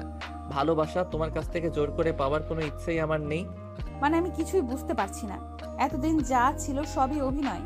তুমি আমাকে ভুলিয়ে ভালিয়ে বিয়েটা করে আর এখন অ্যাভয়েড করতে চাইছো। এটা তো আমি কোনোদিনই হতে দেব না। আমি নেহা, আমি কখনোই হার মানতে শিখিনি। আর আজ তুমি আমাকে ভুলিয়ে ভালিয়ে বিয়ে করে বাসর রাতে আমাকে একা একা ঘুম পাড়াবে, এমনটা তো হতে পারে না। তুমি তো আমাকে বিয়েটাই করতে চাওনি, তাহলে এসব কথা কেন বলছো? তুমি তো চাও না আমি তোমাকে ভালোবাসি, আদর করি, নিজের ভালোবাসা আগলে রাখি। শোনা, যা হওয়ার হয়ে গেছে, সেই সব কিছু ভুলে যাও। এখন তুমি আর আমি হাজব্যান্ড ওয়াইফ। আমাদের মধ্যে ভালো একটা সম্পর্ক তৈরি করা খুবই প্রয়োজন। আমাদের মধ্যে ভালো একটা বন্ডিং রাখা খুবই প্রয়োজন, কারণ এখন আমরা হাজব্যান্ড ওয়াইফ। এখন যদি আমাদের মধ্যে সম্পর্ক খারাপ হয় তাহলে সবাই এটা নিয়ে কথা বলবে, আমাদের কথা শোনাবে। সেগুলো আমি সহ্য করতে পারবো না। তাহলে আর দেরি করছো কেন? চলো বিছানায়। দীর্ঘ 23 বছর ধরে একটা রাতের জন্য অপেক্ষা করছি, আর সেটা এখানে বসে বসে গল্প করে নষ্ট করব? তোমাকে কে বলেছে এখানে বসে বসে গল্প করে সময় নষ্ট করবার জন্য? আমি তো সেই কখন থেকে তোমার জন্য অপেক্ষা করছিলাম, তুমি তো এতক্ষণ লেট করলে। আমি তো ভেবেছিলাম তুমি আমাকে মেনে নেবে না, কারণ বিয়ের আগে যেরকম কথাবার্তা বলেছিলে তাতে তো আমি সম্পূর্ণ ভেবে নিয়েছিলাম যে তুমি আমাকে কোনোদিনও গ্রহণ করবে না। আমি যদি তোমাকে জোর করে বিয়েও করি তারপরে তুমি আমাকে মেনে নেবে না, তাই তো আমি আমার বন্ধুদের সঙ্গে আড্ডা মেরে এতক্ষণে রুমে আসলাম। আমি যদি জানতাম তুমি সবকিছু ভুলে গিয়ে নতুন করে শুরু করতে চাও, তাহলে কি আমি এতটা সময় কখনই বাইরে নষ্ট করতাম? হ্যাঁ, যেটা হওয়ার তো হয়ে গেছে, তাহলে এখন আর ঝামেলা করে কি লাভ? বিয়ে তো জীবনে একবারই হয়, তাহলে কেন এখন আর শুধু শুধু ঝামেলা করব? যাও, ফ্রেশ হয়ে আসো, আগে 2 রাকাত নফল নামাজ পড়বো। ঠিক আছে, তুমি 2 মিনিট ওয়েট করো, আমি এক্ষুনি ফ্রেশ হয়ে অজু করে আসছি। তুমিও তোমার কাপড় চোপড় চেঞ্জ করে নিতে পারো। আলমারিতে তোমার জন্য আমি বেশ কিছু কাপড় চোপড় এনে রেখেছি। নেহা তখন আলমারি থেকে নিজের জন্য একটা সুতির শাড়ি বের করে পরে নিল আর তারপর ওয়াশরুম থেকে উজু করে এসে দুজনে একসঙ্গে 2 রাকাত নফল নামাজ আদায় করে নিল। তারপর নীল চাহিদা মাছ থেকে নেয়া আগে তাজা করে তুলে নিল আর বিছানায় নিয়ে শুয়ে দিল। জানো, এই রাত নিয়ে আমার জীবনে কত স্বপ্ন ছিল। ভেবেছিলাম হয়তো পড়াশোনা শেষ করে চাকরি বাকরি করব, তারপর একটা ছেলেকে পছন্দ করে তাকে বিয়ে করব। হ্যাঁ, কিন্তু সেটা তো আর হলো না। শোনো, জন্ম, মৃত্যু, বিয়ে এগুলো আল্লাহ পাক লিখে রেখেছেন। কখন, কোথায় আর কিভাবে হবে সেটা আল্লাহ ছাড়া আর কেউ জানে না। এই 3টি বিষয় মানুষের কোনো হাত নেই। যাই হোক, বাদ দাও সেসব কথা। যা হওয়ার তা তো হয়ে গেছে। এতদিন তোমার সঙ্গে যা কিছু করেছি সবকিছুর জন্য সরি। আসলে তোমায় খুব ভালোবাসতাম। যেদিন তুমি ভার্সিটিতে প্রথম এসেছিলে সেদিনই তোমাকে দেখে আমার ভালো লেগে গেছিল। তাই তো তুমি আমাকে বারবার অপমান করার পরও আমি তোমার পিছু নিয়ে একবারের জন্য ছাড়িনি। এখন কি এই